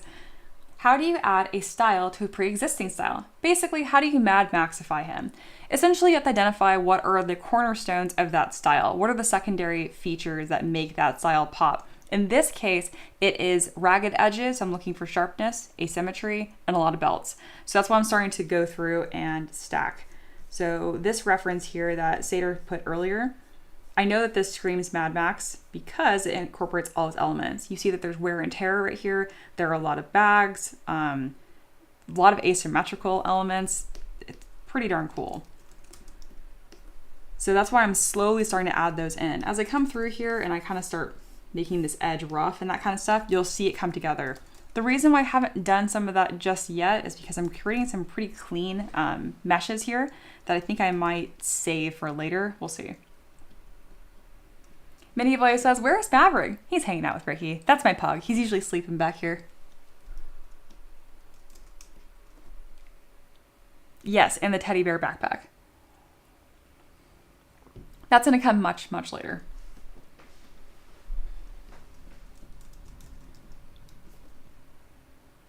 All right. Something else I want to add.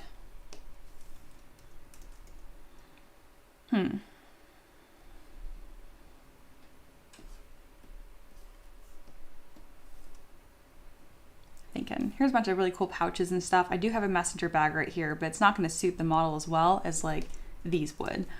So I'm gonna go ahead and add this. That's a great question, Corey, though.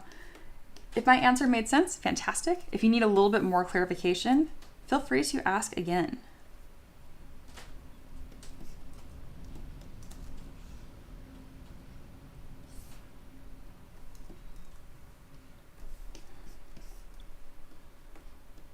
All right, this is really wide and I do that on purpose.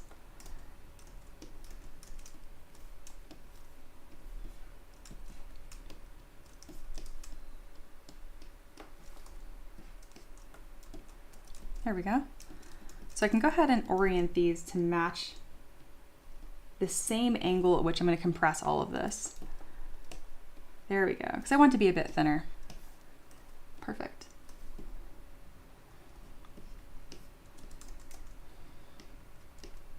Yeah, the weapon library is pretty cool. I'm proud of it. And in many ways, there are literally tons of thigh holders or leg holsters, right? There's a lot of options out there. I haven't modeled very many of those, so that's gonna be a fun one.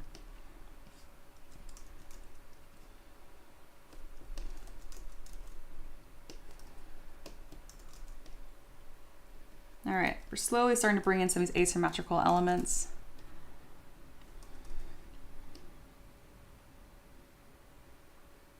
This one I might actually hide kind of under the coat. So we'll have different layers of where all these belts sit, which is going to be very important. I start poly painting those accordingly so they actually look different. It's also going to be fun to kind of weave these in and out of the character.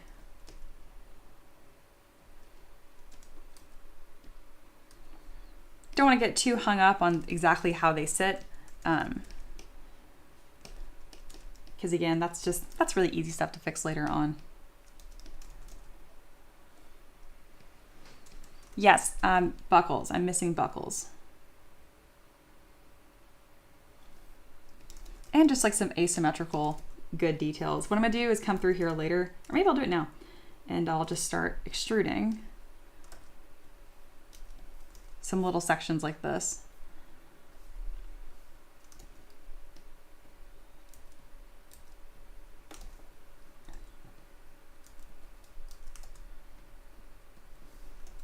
This model required a lot of setup and a lot of work. It's gonna look awesome.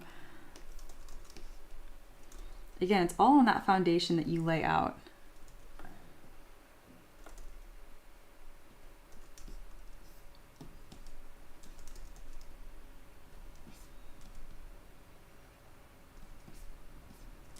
Starting to come together, looking a little more Mad Max-esque. Ooh, a visible belt. Looks good without it too. That's true, but I think a visible belt would be awesome on this. Alrighty.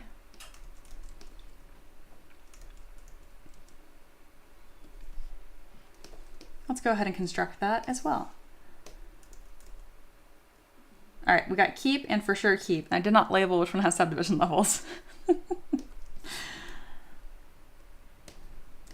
All right, same kind of technique where I just kind of place a belt here, and then we're going to extrude a couple poly loops in the top and bottom, just like that.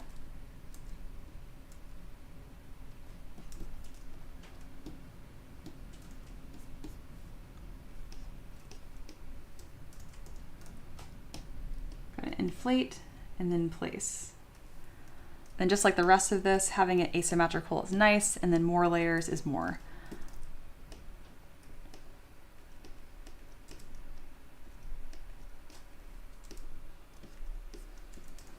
Coming together.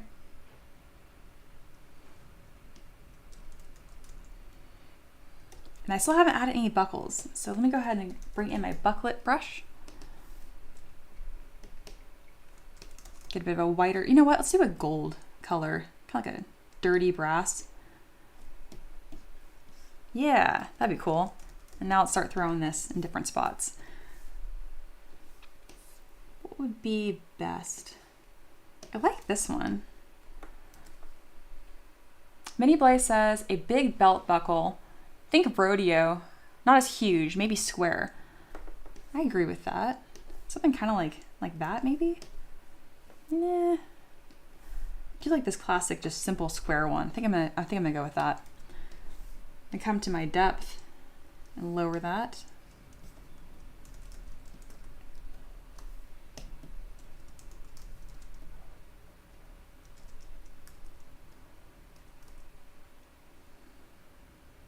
Awesome. This is coming out really cool.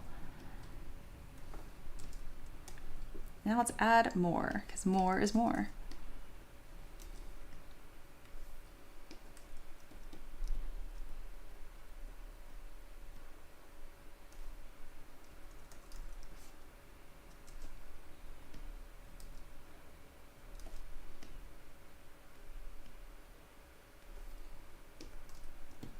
We don't have a ton of asymmetrical details here, but they are starting to come together. We haven't added any wear or tear, and that's on purpose, because I might want to take some of these assets and keep them. And if I do that, I don't want to have to undo wear and tear. I'd rather add it than undo it.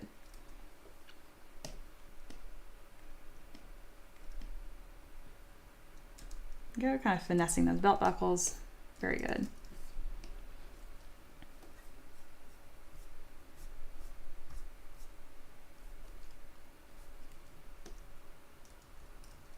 And Sater says to Ricky, when you're doing the posing, check out the Warpath Marvel character for some inspiration if needed. That's awesome. I do like this, but I don't want to get too Western with the Mad Max. Corey says more layers is more. Couldn't agree more.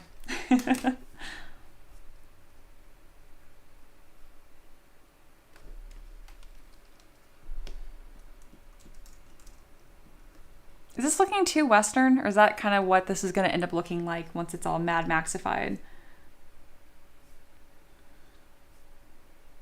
I didn't give him boots, so I think that helps. I'll make sure I keep these looking like slacks.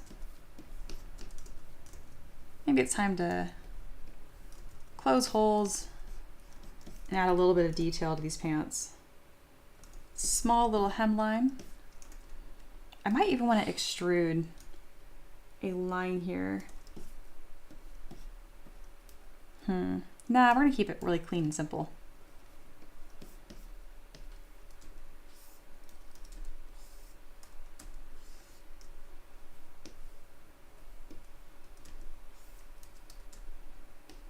I'm gonna add some seams to the pants. I'm just kind of striking these out using Dam Standard. These little seams really go a long way, and they're really easy to construct. Oh, we got some really funny shape going on right here. I should have fixed that before I added my seams. So let's go ahead and fix that and get rid of the coat so I can actually see where all this lays. Look at those really goofy legs. All right, really easy to fix. I just dropped my lowest subdivision level and use my move brush. It should grab the back of the calf, but not that much.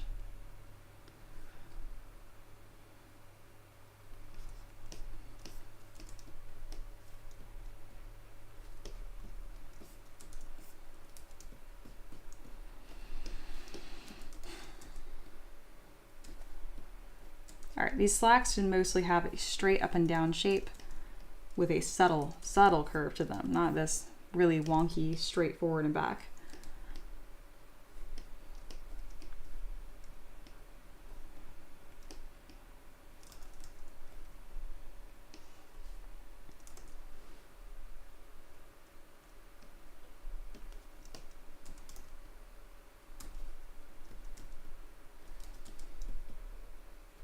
There we go.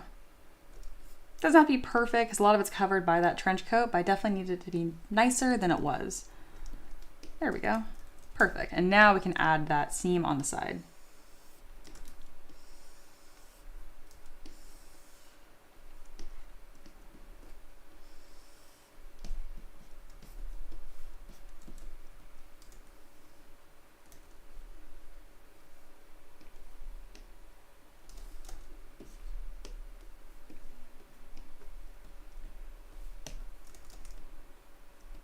There we go. Had to do a little bit of quick work there to fix up the body. Perfect. The slacks are looking really good. And then adding some fabric folds. I think it's time to start doing that. It's really gonna bring this model to life pretty quickly. And by making sure that he's in slacks, and it's clear that he's in slacks, he's not looking so cowboy. Though a little cowboy look is not a bad idea, and it does fit that, you know, Mad Max Wild West. All right, creating some fabric folds. Taking my time.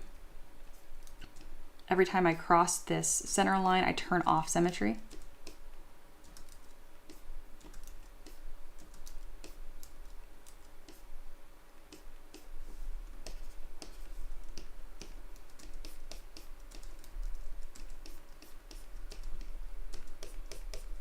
Be adding fabric folds wherever there's compression or tension. So we're paying special attention to the knees, by the crotch, and right at the bottom here, these cuffs of the pants. Because this is that Mad Max style, I can really get away with being pretty heavy-handed with the fabric folds. So in the beginning here, I'm just kind of laying what I normally would, but I'll come back through in just a moment here and really bulk some of these up. Because I imagine he's been wearing these for quite some time, which means they're gonna be really wrinkly. But look how nice that looks, just having any detail added on here. Ooh, I see Sater tagged me and said, oh, idea. Keep the slack look, but have them rolled up. That's a cool idea. I can kind of just emphasize that by adding lots of fabric folds at the bottom here. And knee armor. I agree. Roll them up for adventuring, roll them down for sleeping. I like it. I think what I'm gonna do is like a happy in between is just really heavy fabric folds on just the bottom here, which is pretty much gonna make them look like they're rolled up.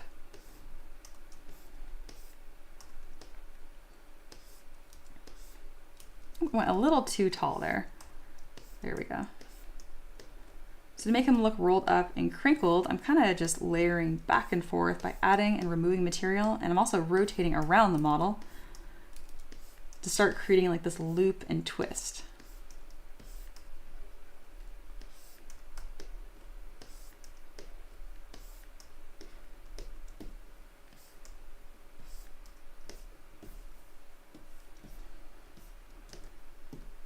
Then come over with back face mask and kind of click and drag to really emphasize that edge there just a touch. Also just looks really cool.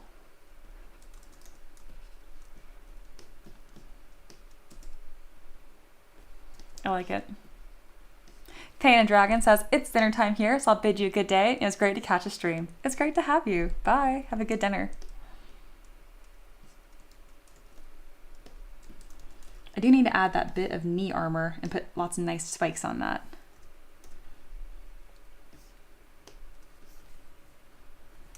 All right, let's go to, I think that's gonna be located under belts and pants. Yeah.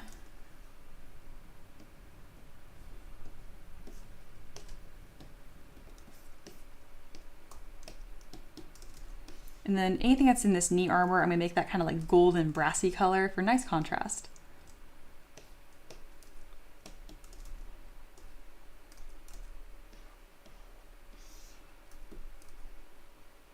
To make it more Mad Maxy, I'll need to add quite a bit of weathering and then some little spikes on it, but this is a good start.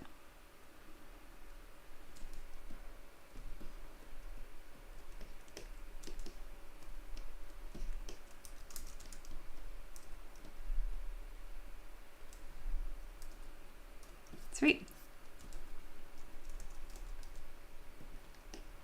It's coming together.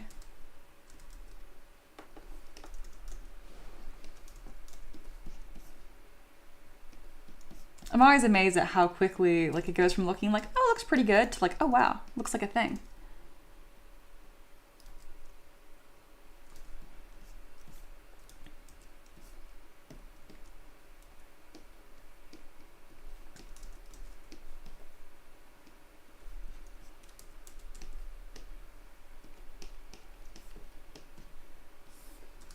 Right now I'm kind of running through each subtool and adding just enough detail to really start getting a direction for the rest of this model here, because I want to start adding some wear and tear. And I can't do that until I have some more of these fundamentals laid down, such as like big fabric folds. Little wear and tear it's a tertiary detail. It's really going to be one of the last things you add. What's interesting for this character is that it's so intrinsic to like what the design is. The wear and tear is going to be so heavy that I really need to start adding that sooner than later to finalize the concept here. Because every model you do is going to have some wear and tear on it, unless it's like super pristine, clean sci-fi, and that's the look that you're going for. Looking pretty cool.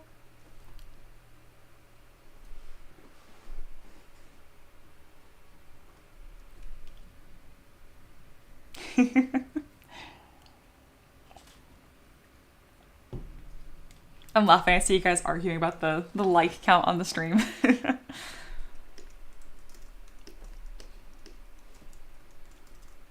All right, this is coming out really nice. We are getting towards the end of our Tavern Keeper's Craft, and we just hit about 2 hours on the stream. And yeah, thank you guys for hanging out with me.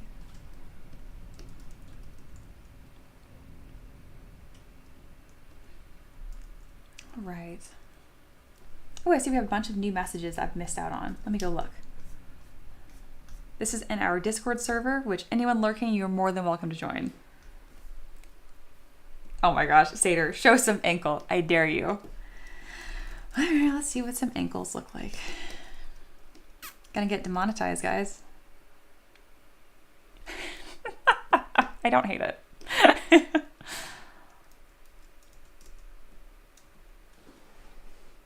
Reefer says, Mia, is it illegal to post videos on Discord? Nothing promotional, just cute stuff. Yeah, of course. Post away.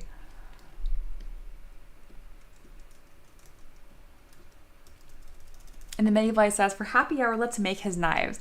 I might not. I might just do Asset Library Organization because this has been fun and intense. So it's making me a little tired. I'm using the creativity brain, so I might need to take a little break for, we're not doing boots, Mini Blaze. No. Gotta keep that Peaky Blinders aesthetic. If we just do all of that, it's gonna look just like a roughed up cowboy. He's still a little fancy. I'm kind of pushing it with this cross bandolier here. It's making him look a little too Western. I am really thinking about flopping this on the other side and just having like 2 bags like this kind of layered on each other. Because I'm worried about the crisscross looking a little too bandolier-like. Corey said, for just half a second, I thought you were going to pull his feet down to show the ankle. Oh, goodness. Mini Blaze, and that is bad how? Because I think it's getting a little too far from what the requester asked for. That's why. Because they didn't specify cowboy. Their request is more, you know, that post-World War II outfit. This with an armor plate. That'd be cool. So putting some little armor plates on like the halfway point of the shoe. I do like that idea a lot. And I'd like to do asymmetrically if I do that as well. Sater says, Mia, yes, that bag setup is better. Okay, thank you, thank you. I appreciate that.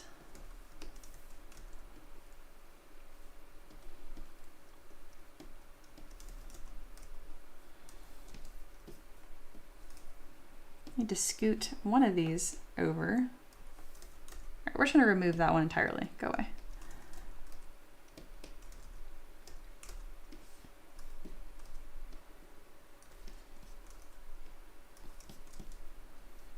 There we go. Okay, moving that buckle around to where it's supposed to be. But making some really, really nice progress here. And I'm slowly fixing a lot of these clipping issues as I kind of rotate around the model because we're starting to get to that point.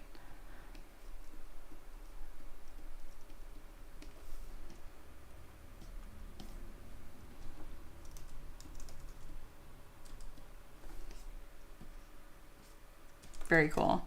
All right, in our last few minutes here, I want to throw a base on this model because I really think it helps tie things together. No shoes. I'll think about it. I really will. I feel like that it's gonna look more barbarian-esque too.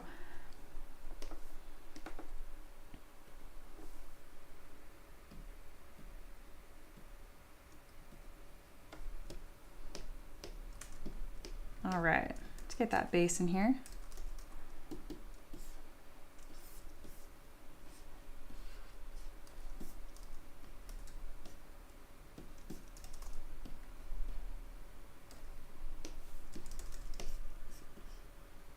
That base is a little too large.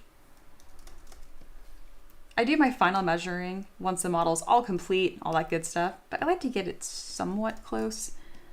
It'd be more like that. Yeah.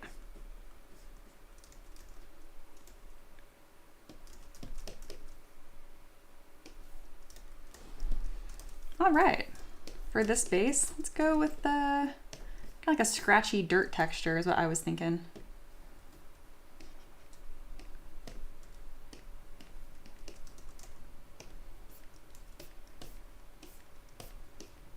Yeah, something kind of like that. Let's soften it up just a touch. Thinking like a desert, you know? And then I'll come in with my damp sander brush without the alpha and add some manual, like kind of cracks. Something for the paintbrush to catch and do a really nice job with.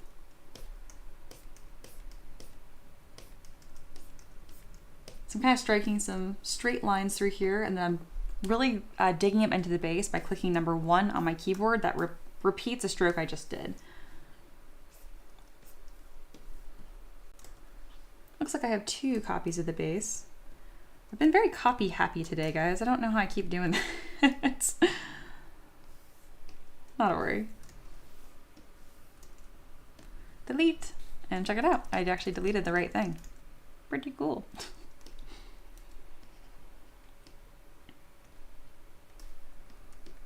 All right, let's make this color a bit different. Needs to be more on the yellowier side. So I'm gonna come with my paintbrush and go to one of my favorites, which is color spray. When I can't decide on a color, I just pick a general area to be correct, and then I let color spray be fun for me. Good job, color spray.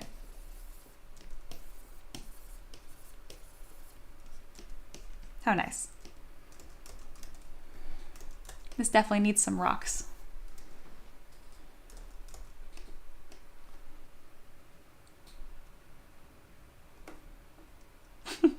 Minivlay says, I have to do this. My world isn't right until I do. Save Mia.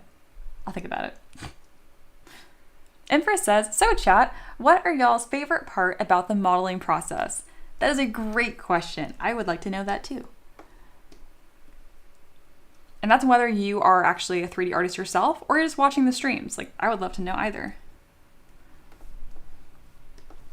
All right, let's add some rocks.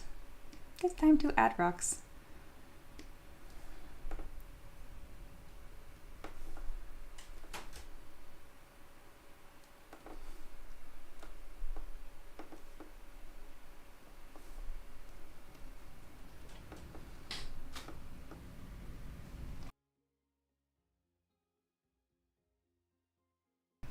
I love that idea, Minivlays. One lone grass tuft struggling to survive. Yeah, that will fit very, very well. All right, where in the world is my little rock tower? I'm thinking of like a specific thing that I want. I can't remember. There it is. Found it. Never mind, we're good.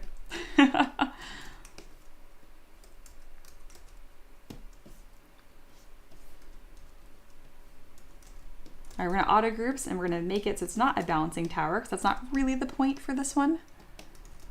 Just like that. And now let's scoot it on over to the base.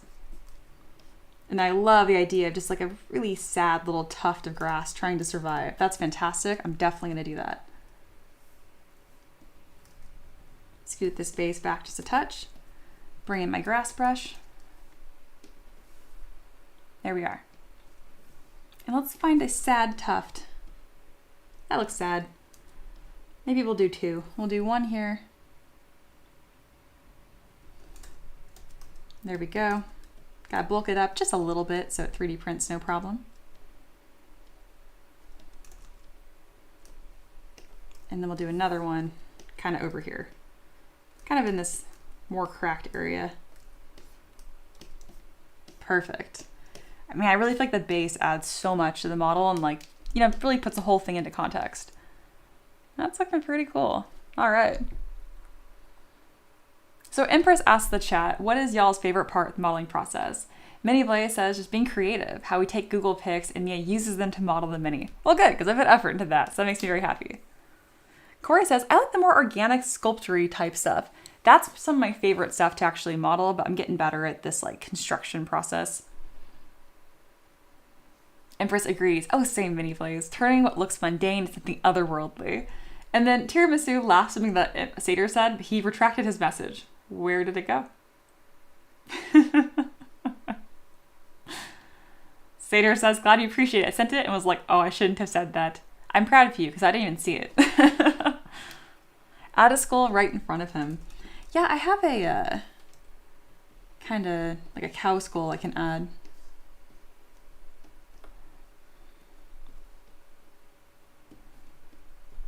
Under items. Yeah, I think this one would be really cool and perfect.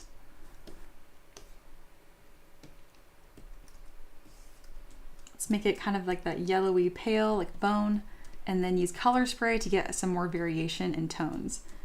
Kind of darken up around the eye, the horns, and the teeth.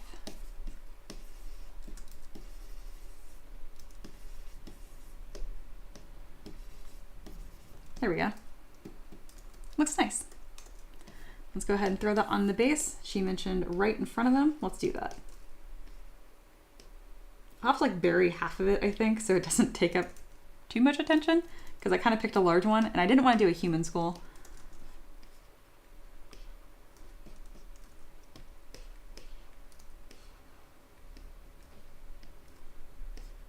Maybe I'll do it leaned up against the rocks instead. Undecided. We're gonna just throw this on here and we'll see how we feel about it.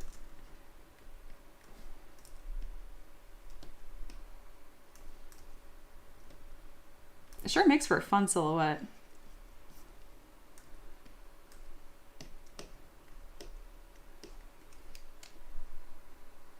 And then Matt chimes in, I love sculpting faces and hair. Both are pretty relaxing. I really enjoyed doing this mohawk today myself. Sater says, Mia, it probably would have made you laugh too, but I try to remain cognizant of the fact I don't know everyone's personalities. That's true, but to be fair, I mean, if you're not hurting someone's feelings, something that you said, you probably didn't say anything. And that's not even specific to you. That's just everyone. I'm still pretty like, self-editing, I guess you could say. But at the end of the day, if someone wants to take it personally, they'll always take it personally. But I do appreciate you being sweet and thoughtful. Corey says, for the bear on the back, you could have him getting a piggyback ride to like a baby grizzly bear. It's not a real bear, but I love that idea. It's a teddy bear. Sater says, I hate hair, though to be fair, I haven't spent a lot of time sculpting it. I had to work with hair cards when I was still doing 3D, and they are tedious and awful. Yeah, that sounds not fun. Yeah, we haven't gotten this teddy bear done. I don't know if I've sculpted a teddy bear before. My brain wants to say yes. Yes, no, I definitely have. I just don't know if I have kept that anywhere. I'm gonna just search my entire like Mac folder and see if I have anything that comes up as teddy bear. Let's type in tiny teddy bear PDF. Oh, that's for crocheting for woobles. No. Teddy bear. What about just bear? I have a bear trophy. I have this. I made that. That's based on a really cool giant one that I did. Here's a really awesome bear I sculpted for my Vikings project. Pretty proud of that one. Not quite what we're going for today. I then used that to make a bear warrior. Again, part of my Vikings project. Pretty darn cool. Does not help me today. Yeah, we're probably gonna have to make this one from scratch, which is totally fine. I can do that pretty quick.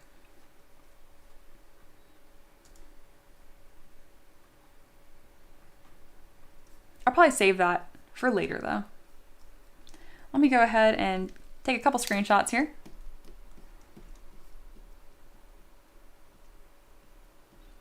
It's looking really cool. Pretty happy with this. This model was a lot of work, man. A lot of pieces here, but it's coming out really cool.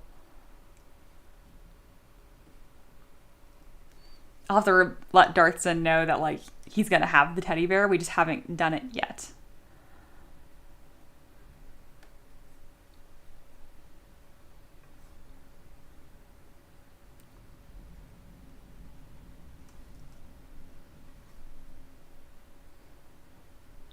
Cool.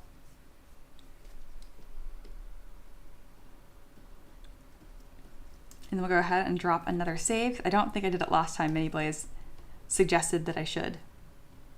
There it is. It's not in the right folder, but that's fine. Perfect. All right. Infra says from base to this. Yeah, so we went from this very plain sole over here to this in about an hour and a half. I'm pretty proud of that. Mini Blaze is talking about a clipping issue of the body. I know you know better than this. Infra says, actually, Mia, do you have a Q&A about your mentorship somewhere? No, I don't think so. People usually just ask me questions here and then I just answer them. But like a straight Q&A? No, I did not. I do not. But all right, I'm gonna go on my break right now for about 15 minutes. It's currently 2:12 where I'm at. I'll be back by 2:30. Oop. I need to go outside and make sure nothing blew away. The wind's going insane here. But thank you guys so much for hanging out with me. This is great.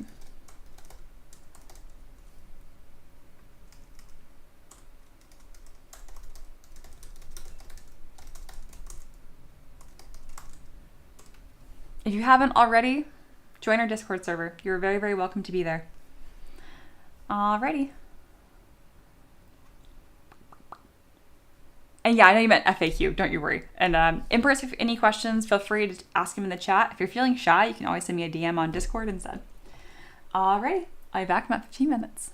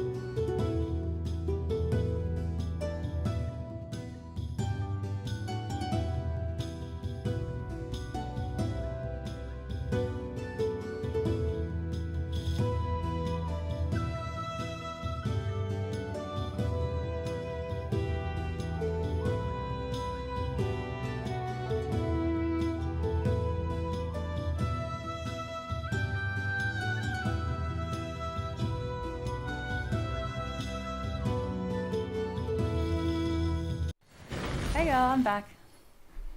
And welcome to happy hour. So essentially this is where I kind of cool down from the main meat and potatoes of the string because this was a lot of work. And I can work on little side projects, assets, or just like general organization.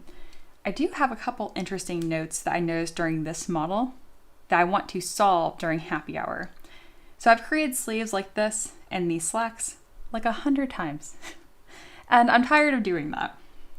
They're not very complicated, so I kind of just make them from scratch, but I really don't need to be doing this every single time uniquely. So I'm gonna make sure that I export these into my asset library. So essentially, I'm now gonna take these pieces here and then strip them down into like their simplest forms so I can then grab them later. I also wanna try out better positioning so when I import them to a scene, they're already in the correct position. So yeah, those are the things for me working on. I'm a little out of breath because during my break, I was running around and grabbing stuff that was blowing away. Our trash can lids had made it quite a ways down. I'm like, come back. Other than that, nothing's damaged. So hope y'all aren't having too bad of weather where you're at. Okay, breathing. All right, the first thing that I want to do here is keep this collar because I really like this collar. And these new little lapels that I made. They're very simple, but they're nice. So I'm gonna grab this, merge them down. So again, this isn't part of this model anymore. Now I'm kind of scavenging for parts. That's the best way to think about it.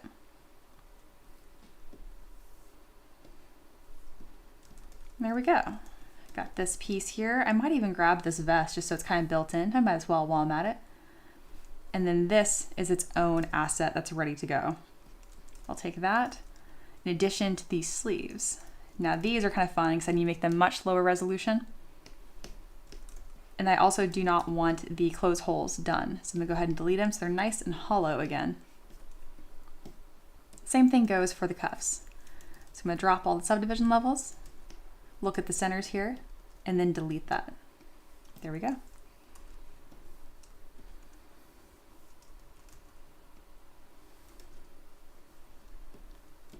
Still merging this down onto that main asset. This I don't want to have that kind of like lumpy detail, so we'll just polish by features, nice and clean. But I noticed that I have been just grabbing and making these same elements over and over and over again recently, and I'm like, it's true, it doesn't take long, but I shouldn't even be bothering to spend another 10 minutes doing stuff I've done 100 times, you know?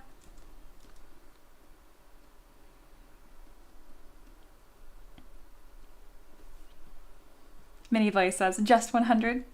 You know, it's probably technically less, but yes. All right, let's go ahead and throw this down there too.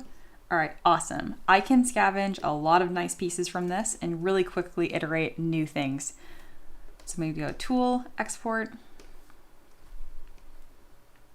and this will go into my Organize folder. This will go under Shirt, and we'll just simply call it Trench Coat. Essentially, I'm going to do a huge gutting of my asset library because there's a lot of pieces that I just don't care for anymore and I haven't been using them. Minnie Blaze says, that's because people keep wanting suits. Oh my god, right? Peasants be wanting nothing but suits. All my requests recently are like, I want a plasmoid warlock. I'm like, oh cool, in a suit. I'm like, okay. This guy, I want an elf barbarian. Oh neat, in a Peaky Blinders suit. I'm like, oh my god, everything's in a suit. Sater says, still delete the cuffs altogether. Jackets don't have cuffs. No, this is my asset. I want to have all these variations done the way I want. No. All right, let's go ahead and get my tools and my asset library organized. All right, is there anything else I wanted to pull off from this? Oh, these pants. I actually did want a simple version of them without all the fabric folds and whatnot. I do kind of like it a little pre-detailed because these don't end up looking that different by the time I'm done with them usually.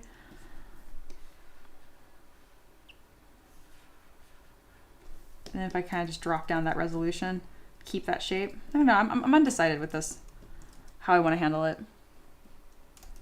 We're gonna just do no fabric folds. I find that does the best, but I will keep the poly groups and the crease line.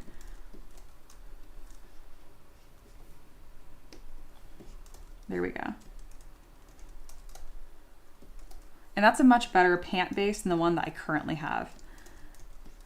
I'm gonna probably do a small polish by features. There we go, for after. And then kind of move this just a touch.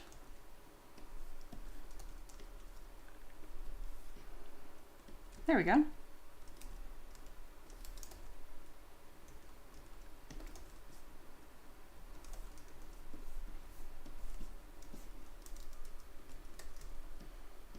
Yeah, that's a good enough starting base. That will save me just a touch of time. I do need to come down here and fix this little crease issue. For some reason, there's a little gap. So I'll go to crease and single edge. There we go. Perfect. So now I do polish by features. It'll be a nice continuous line. I do want to check for any other little funny errors I might have like that.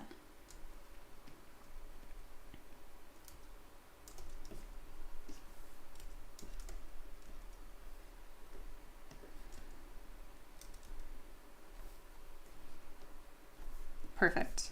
All right, that'll be a nice base mesh I can iterate from quickly as well. So go ahead and export and put that very helpfully labeled pant slacks.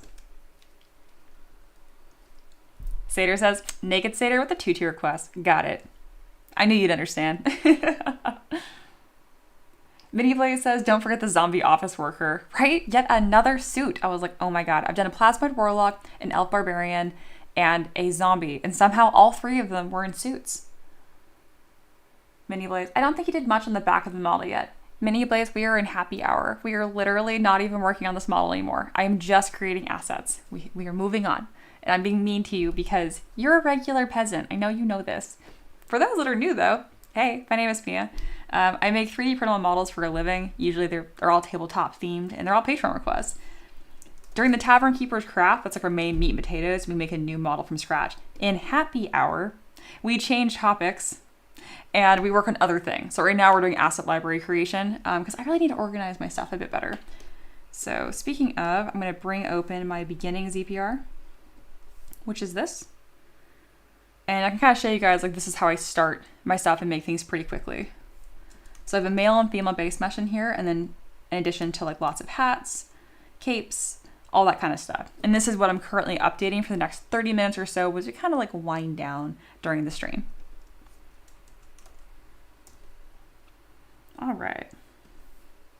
Go to default project. I'm gonna go ahead and just grab a nice matte cap that has all of our shadows pre-baked into it. And let's start working on some of these. But the goal is to get this asset library, this folder here, empty. I wanna get it all sorted. So we'll go into whatever's first. We'll do belts, pants, and shoes. Let's do it. Hey, Taylor's here. Happy to tune in. Even though I am late, happy to have you. It made Mini Blaze cry with a small grin. All right, so yeah, we're cleaning up this asset library on things that I'm like, A, I can do better, or 2, I just don't use them and they're outdated. Like this, I know I'm never gonna use this again. I know I could do this better. Like, what a nightmare. Why are there so many little ropes here? It's cool, but like, if I were to do this recent, like now, I would do it totally different. Let's go ahead and delete that.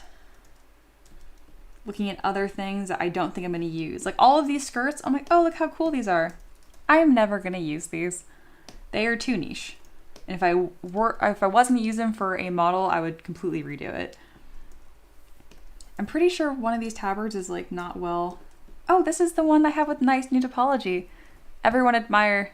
Ooh, it's way higher poly than it needs to be, but whatever. Same with this tabard here. We're not gonna use it again. I can do better. I think this one had some really weird topology issues. One of the pieces in here betrayed me recently. I like went to post process and it like blew up and I was like, oh, I don't want to keep you. And of course I can't remember what piece it was. Oh goodness. Like this doesn't look good. It's fine, but I can do a lot better than that.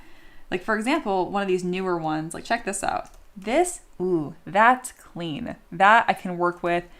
Everything is nicely polygrouped. I can really quickly iterate all kinds of new things with this. So yeah, I just want to give you guys like a showcase of what's new and what's old. These are Jester pants I made so long ago. I can't believe they're even in here still. That's a crime. Go away. We're calling this the Great Purge. Minnie Blay says, Mia, is there like an asset library section in ZBrush, or are you setting it up? Yeah, this isn't like a real thing. I just made it in ZBrush. It's just a tool. That's it. It's just a tool with subtools in it. It's like any other project I make, but I just put a bunch of pants in it.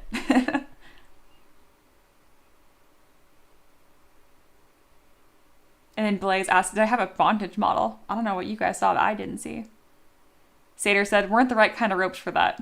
I thought the same thing, but I wasn't going to say that. Anyway. Mini Blaze, how do you know? No. We're moving on. And same with these belts are kind of outdated, so I'm going to remove these as well because I can do better.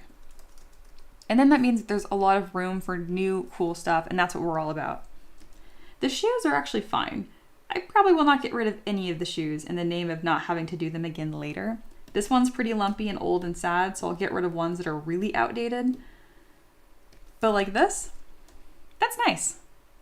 Oh, I love that it's not connected. Oh, I hate that. How long has that been like that? Why is it visible on this side but not the other? Oh, interesting. Okay, so this one does have some crucial flaws. Let's go ahead and just do a nice little repair on you right now. Once everything is remeshed at the end, this wouldn't be a problem, which is why I didn't cache it earlier. But we like to do our best around here, don't we? Eh.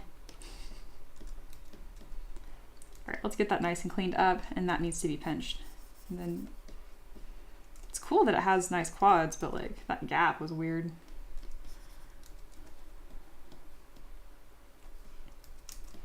All right, that's better. All right, it's coming along pretty nicely. I don't need to use that anymore. Same with this. I want things with nice topology and quads, like this. Ooh, very nice. I can use that. I can do a lot with that. This, not nice. Looks fancier, looks more detailed. What can I do with this? I can like hide some pieces, and that's like it. I can't, it's very hard to work with, so I'm trying to say. But I will say, I now really like the idea of using that for shoulder pieces. Not the point. In the trash. Be gone. We are doing the big purge. Same with this. Is this even 2 pieces?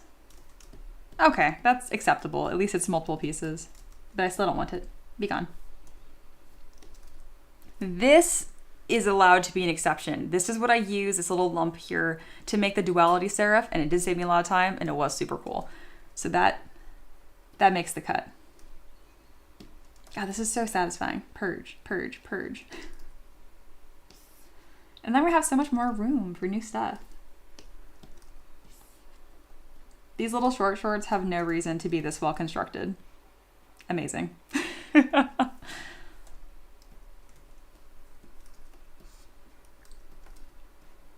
These are fine. I'll probably keep most of these. Oh, that's weird. Nope, trash. That I can do better as well.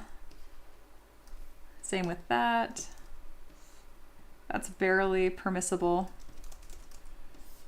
All right, we're kind of left with these like core pieces that I actually do use frequently, and that feels good. But a lot of this needs to just go away and be redone. I love the model this was from. I did this like African-American sorceress, and she looked amazing. And I really cute like braided hairstyle with all like these little like belts, and she just looked amazing. That's what this is from. So far, do fantasy characters not like socks? Yeah, I know, right? Like, we gotta have socks. Wear socks.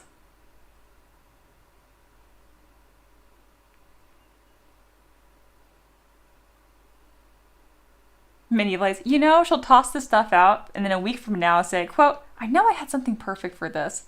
Don't you put that evil on me. Do not do that to me. Oh my God. All right, let's keep, we're gonna have a hip flap section, hip, and then we're gonna have a belt section. All right, belts are gonna go under here. And this is why all the names don't matter. If you guys look over here, some of these are definitely called funny, silly things. And it just doesn't matter because I never really end up seeing them. These are the only shorts I have. So I have long skirts. That's a more niche one. We'll put it off to the side. We'll put our pants here. Short skirt. We'll put that actually right here. And there we go. We're kind of getting this all nice and buttoned up. Where's the center of the scene? Oh, it actually looks really good. Great. We only have one tabard, which is crazy, but it's well constructed, so I'm okay with that. I probably should delete this. I've used this too many times. I'm gonna delete that just to force myself to make new stuff. All right, now for the shoes. The shoes I actually get a lot of use out of. I'm just doing a little kind of like visual scrub to see if there's anything I want to replace. I don't think so. This is actually like a shoe topper. Like I put this, there we go, see? Bam. Brand new shoe by having this little piece. This little piece is so freaking versatile. That's a nice one. These are so ugly, they gotta go. These Mary Janes, I swear I used them like on 5 models back to back and I've never used them again. But since I use them so much, I like don't want to get rid of them. It's getting like the suit thing all over again, where suddenly everybody wants like these little Mary Janes. Mini Blay says, oh, I thought it was a hoof starter. You know, that's fair. That's totally fair. I've never used it for that, but I could. All right, I'm deleting this too because it's ancient and I really should just do a better job with it. I would delete this one, but I used it recently and somebody said nice things about it. I'm like, you know what? This one is still pretty nice despite being ancient. All right, this already looks so much more organized and much more true to what I actually get use out of. So far it says, these assets would be a game dev's dream on the asset store. Would they? Because I feel like some of them have really high poly, I don't know. If it helps someone, I'm thinking about getting these organized so I can send them to my students to use. Ooh, I have text from my dad. It's actually, my husband and I and my dad, we're all in a group chat, and I got my husband this really fancy like meat thermometer that like connects to your phone and does like little graphs of like how much as your steaks cook and stuff. So my dad and him are just geeking out about it in the chat. It's precious. I'm a blessed woman. All right, let's go ahead and save this. And this will be under boots and pants.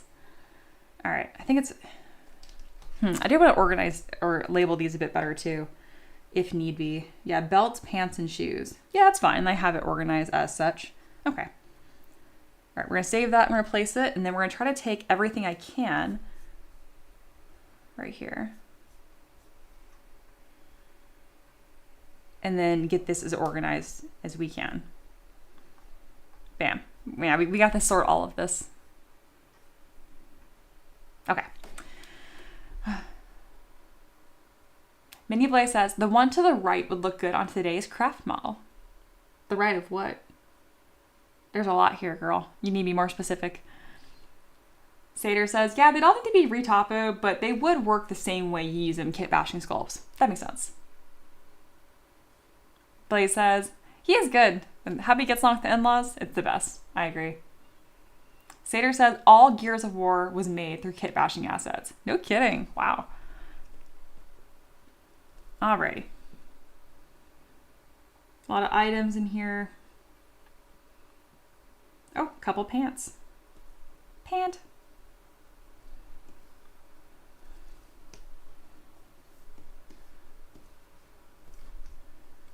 Scroll on over. All right. So the way that you add stuff to your asset library, all you do is just Command-Shift-D, so you duplicate a subtool, doesn't matter which one, and then Tool, Import, click on the piece that you want to bring in. And the reason why I have to duplicate a piece first is because it will overwrite whatever subtool you have selected.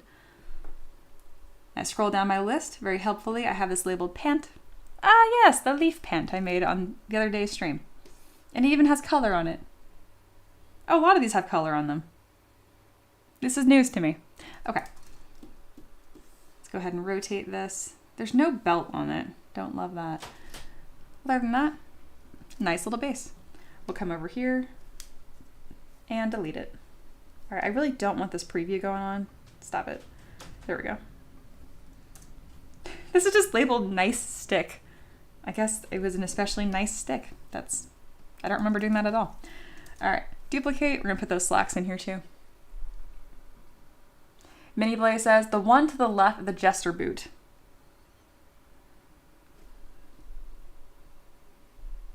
I'm absolutely blind. I will do that in a second.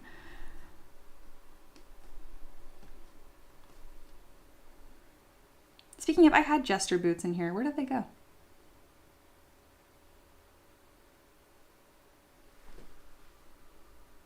Am I blind? I'm blind. I definitely had jester boots and I did want to keep them, I think. Oh, this one, duh. This? Oh, no, that was way too modern. Seder, nah, too modern. Same page. I'd say third boot from the left, if anything. This one, yeah, and I can make it, I'd say even this one, more like leather strappy, but meh. All right, what was I doing? I was importing pants. Yes, here they are, slacks. Very nice. And these pretty much serve the exact same purpose of these, but they just are better. Like, see how, look at the shape here, see? Lumpy, do not like, delete. This is gonna save me a lot of time. It's so funny because it's just like these little details, but I'm like, how many times am I gonna have to straighten pants on ZBrush? Like, just save it once and then you don't have to do it again. It's crazy. I'm spending way too much time on these streams, like fixing stuff that's easy. It feels like I'm getting a lot of work done, but if I would just took some time to prep, I could spend more time on the stream, ironically not sculpting, but just thinking about what would make the design the best that it could be, which is a better spend of my brain. Seder says, yes, new slacks are much better. Thank you. Also, thank you to Mini Blaze, Seder, and Foxy for all these amazing references that kind of populated our Discord during the main Tavern Keeper's Craft. I don't know if I was clear enough in how much I appreciate it. It was so awesome and kind of inspiring. I've been like kind of tired these last couple of days, like not burned out. I think I like started to get a cold, but didn't quite get sick all the way. That's a big reason why I didn't stream yesterday, just to be on the safe side. So today especially, I appreciated the community creative effort. It took a huge load off my shoulders, so thank you. All right, I don't see any other pants or belts. And if they're in here, then I will come back some other time. So now we're gonna save this. Again, go to your tool menu at the top. There's a save as. And then for me, I just go to desktop, ZBrush stuff. I don't know why I call it ZBrush stuff. That's very funny. I should just call it ZBrush. And then I believe it's Mia Asset Library. And then Master Tools. Yes, there it is. All right, and I just save over belts, pants, and shoes. I don't trust it. Sometimes it kind of does this like window shift thing, and then I'm not certain it saved where it was supposed to. So just for extra measure, I usually do it twice. Yeah, like where did you go? Where is this?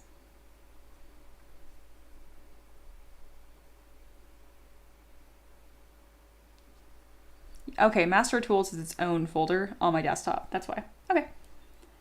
That makes sense. Yes. Very good.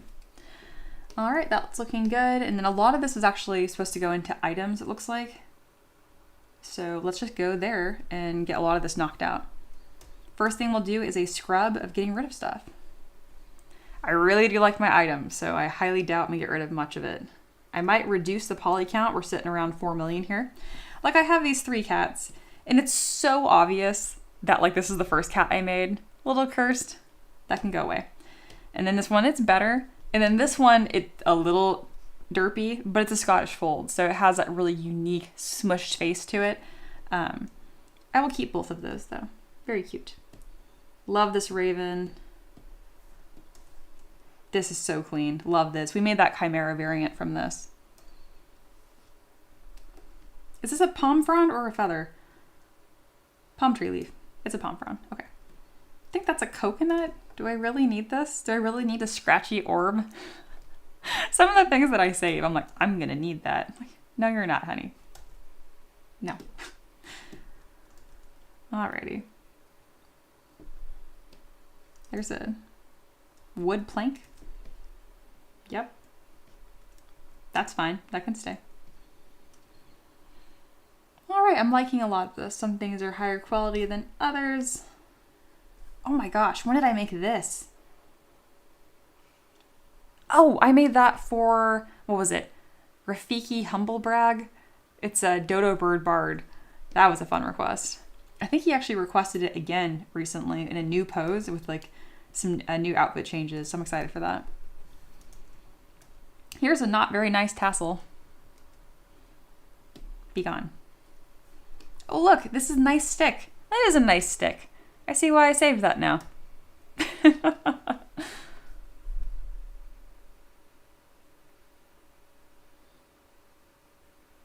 What happened to the loot? You don't forget any. I just abandoned it. It's still it's still a ZBrush project. I just have not finished it. It's almost done. I need to finish it. You need to have a worse memory, Mini Blaze. That would be great. Alrighty. Let's just go from the top down here and kind of see what we're dealing with. Oh, also, this broom is so freaking cute. Can we talk about how nice this broom is? I'm very proud of this broom. Adorable. 10 out of 10 would be a witch with that broom. All right, we got this little... I actually used the fabric simulator to make that in ZBrush. We're gonna import Blob Swirl. I'm not sure what that is, but I felt the need to save it. So let's go ahead and see if Blob Swirl was worth it. All right, here is Blob Swirl, if autosave does not crash my project. Hey, Dragon Lovewater is back. Welcome back. Hi, gangs. Hello, fellow tieflings. Corey, that's a nice broom. Thank you. You know, Blob Swirl is fun. I could make some sort of spell effects with this, so we'll put this with the other blobby spell effects in the lightning bolt. All right, Blob Swirl is done. You can go ahead and delete. Detail Eldritch. It would really kill me to give these a better name. I usually do like item underscore what it is, but for some reason, for like a month there, I completely forgot about my own naming system. So I stopped doing that.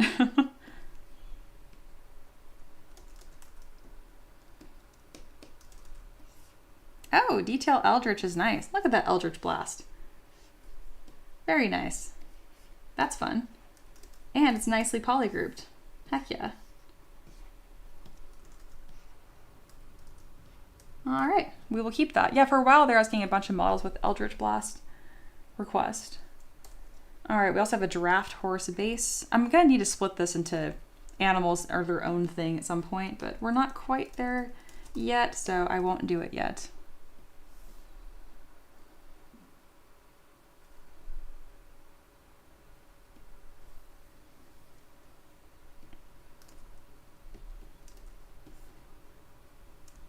Yeah, that turned out really nice. That's clean. Perfect. All right, we're making some really good progress here.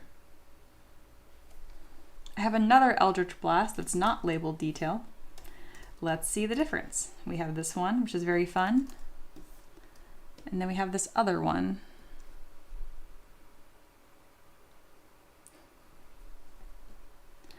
All right.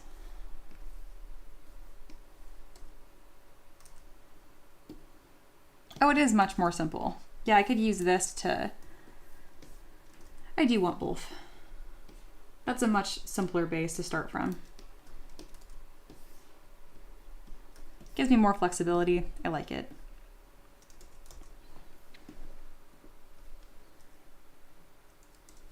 Somehow it's been 30 minutes and we're at 3 hours. Oh my goodness, I did not realize that. How is there still so much left to sort? I thought I was moving at a good pace too. All right, I'm gonna sort in at least like 2 more items just to make myself feel better. I think add animal hide's already in here. Yeah, isn't that it? Oh, this is the non-detailed version. Okay, I'll just put it next to it. Oh, we have a pickaxe. If you guys didn't catch that stream, I made this pickaxe for this little like alien slug that's a miner. It was really, really cute. The chat really came together and the peasants were really on fire that day. All right, we got a nice tool. Which I am still baffled. I could have swore I already had a pickaxe.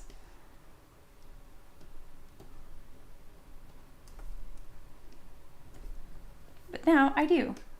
Wonder no more. All right, my rock tower is already in here. Very good.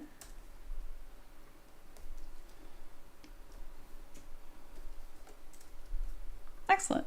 Let's go ahead and save this. This will go under my master tools, which is on my desktop. Simply called items. And at some point I will split the animals into their own part.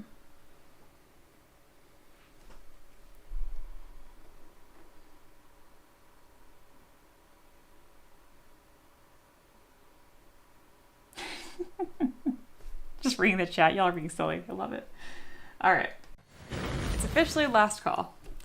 This is the end of the stream, and let's do kind of a recap on what we did today. I did not trust that this saved. Sure enough, it's totally saving in the wrong area. Drive me crazy. Right here. Replace. All right. So the first thing we did today is some post-process work on the duality serif. We live streamed this 2 days ago. So if you want to see this being created from the beginning, just check out my YouTube channel about 2 days ago. I'm mostly just saying this is stall time because I can't find it. There it is. So yeah, this is the duality serif. She turned out absolutely beautiful. I spent the first couple minutes of the stream just getting her all ready for 3D printing, which really involved just making the mesh watertight, which is a lot of merging and Boolean operations. Not super exciting, but perfect for a warm-up. And then the main event today was another request from my patron. And this was a really interesting one. It is like Mad Max setting. It's an elf barbarian, but kind of like that. Oh wow, this is a really old save. See, this is why it's saving in the wrong spot and it's driving me crazy. Stop doing that. Here we go. Just really, really cool model. Tons of personality. And it's just going to get cooler as we add more detail and stuff. As of now, it's pretty simple. We spent, it took an hour and a half to get from this guy to here, which I'm pretty proud of. With my new upgrades to my asset library, I'll be able to shave at least 20 minutes off of that. But there we go. And then during happy hour, I was working on that asset library as I just mentioned. So yeah.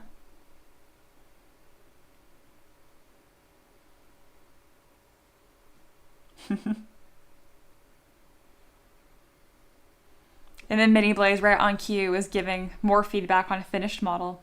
No, we're not doing that. You'll have to be part of the stream, I guess. I think that's everything. I had something wittier to say and I completely forgot what it's going to be. Anyway, I'm tired. I think I've burned out. I think it's time to go make some more chili. But thank you guys so much for being here. It was a super good time. I'll be streaming again tomorrow. I'm kind of like back in the groove. I took 1 day off. Let's see. I'm hoping for my next live stream streak, I can get to 14 days. One, because that's 1 day longer than my last live stream streak of 13 days in a row. And 14 is my favorite number. So day 1, complete. All right, guys. If you have any residual questions, let me know because we're kind of ending the stream right here. But if not, I'll kind of just kick it for a second. Do you have any coffee left? No, there's just like a tiny bit of like coffee sludge. I'll just drink water. Mini Vice says later. Corey says thanks for streaming. Yeah, thank you, thank you.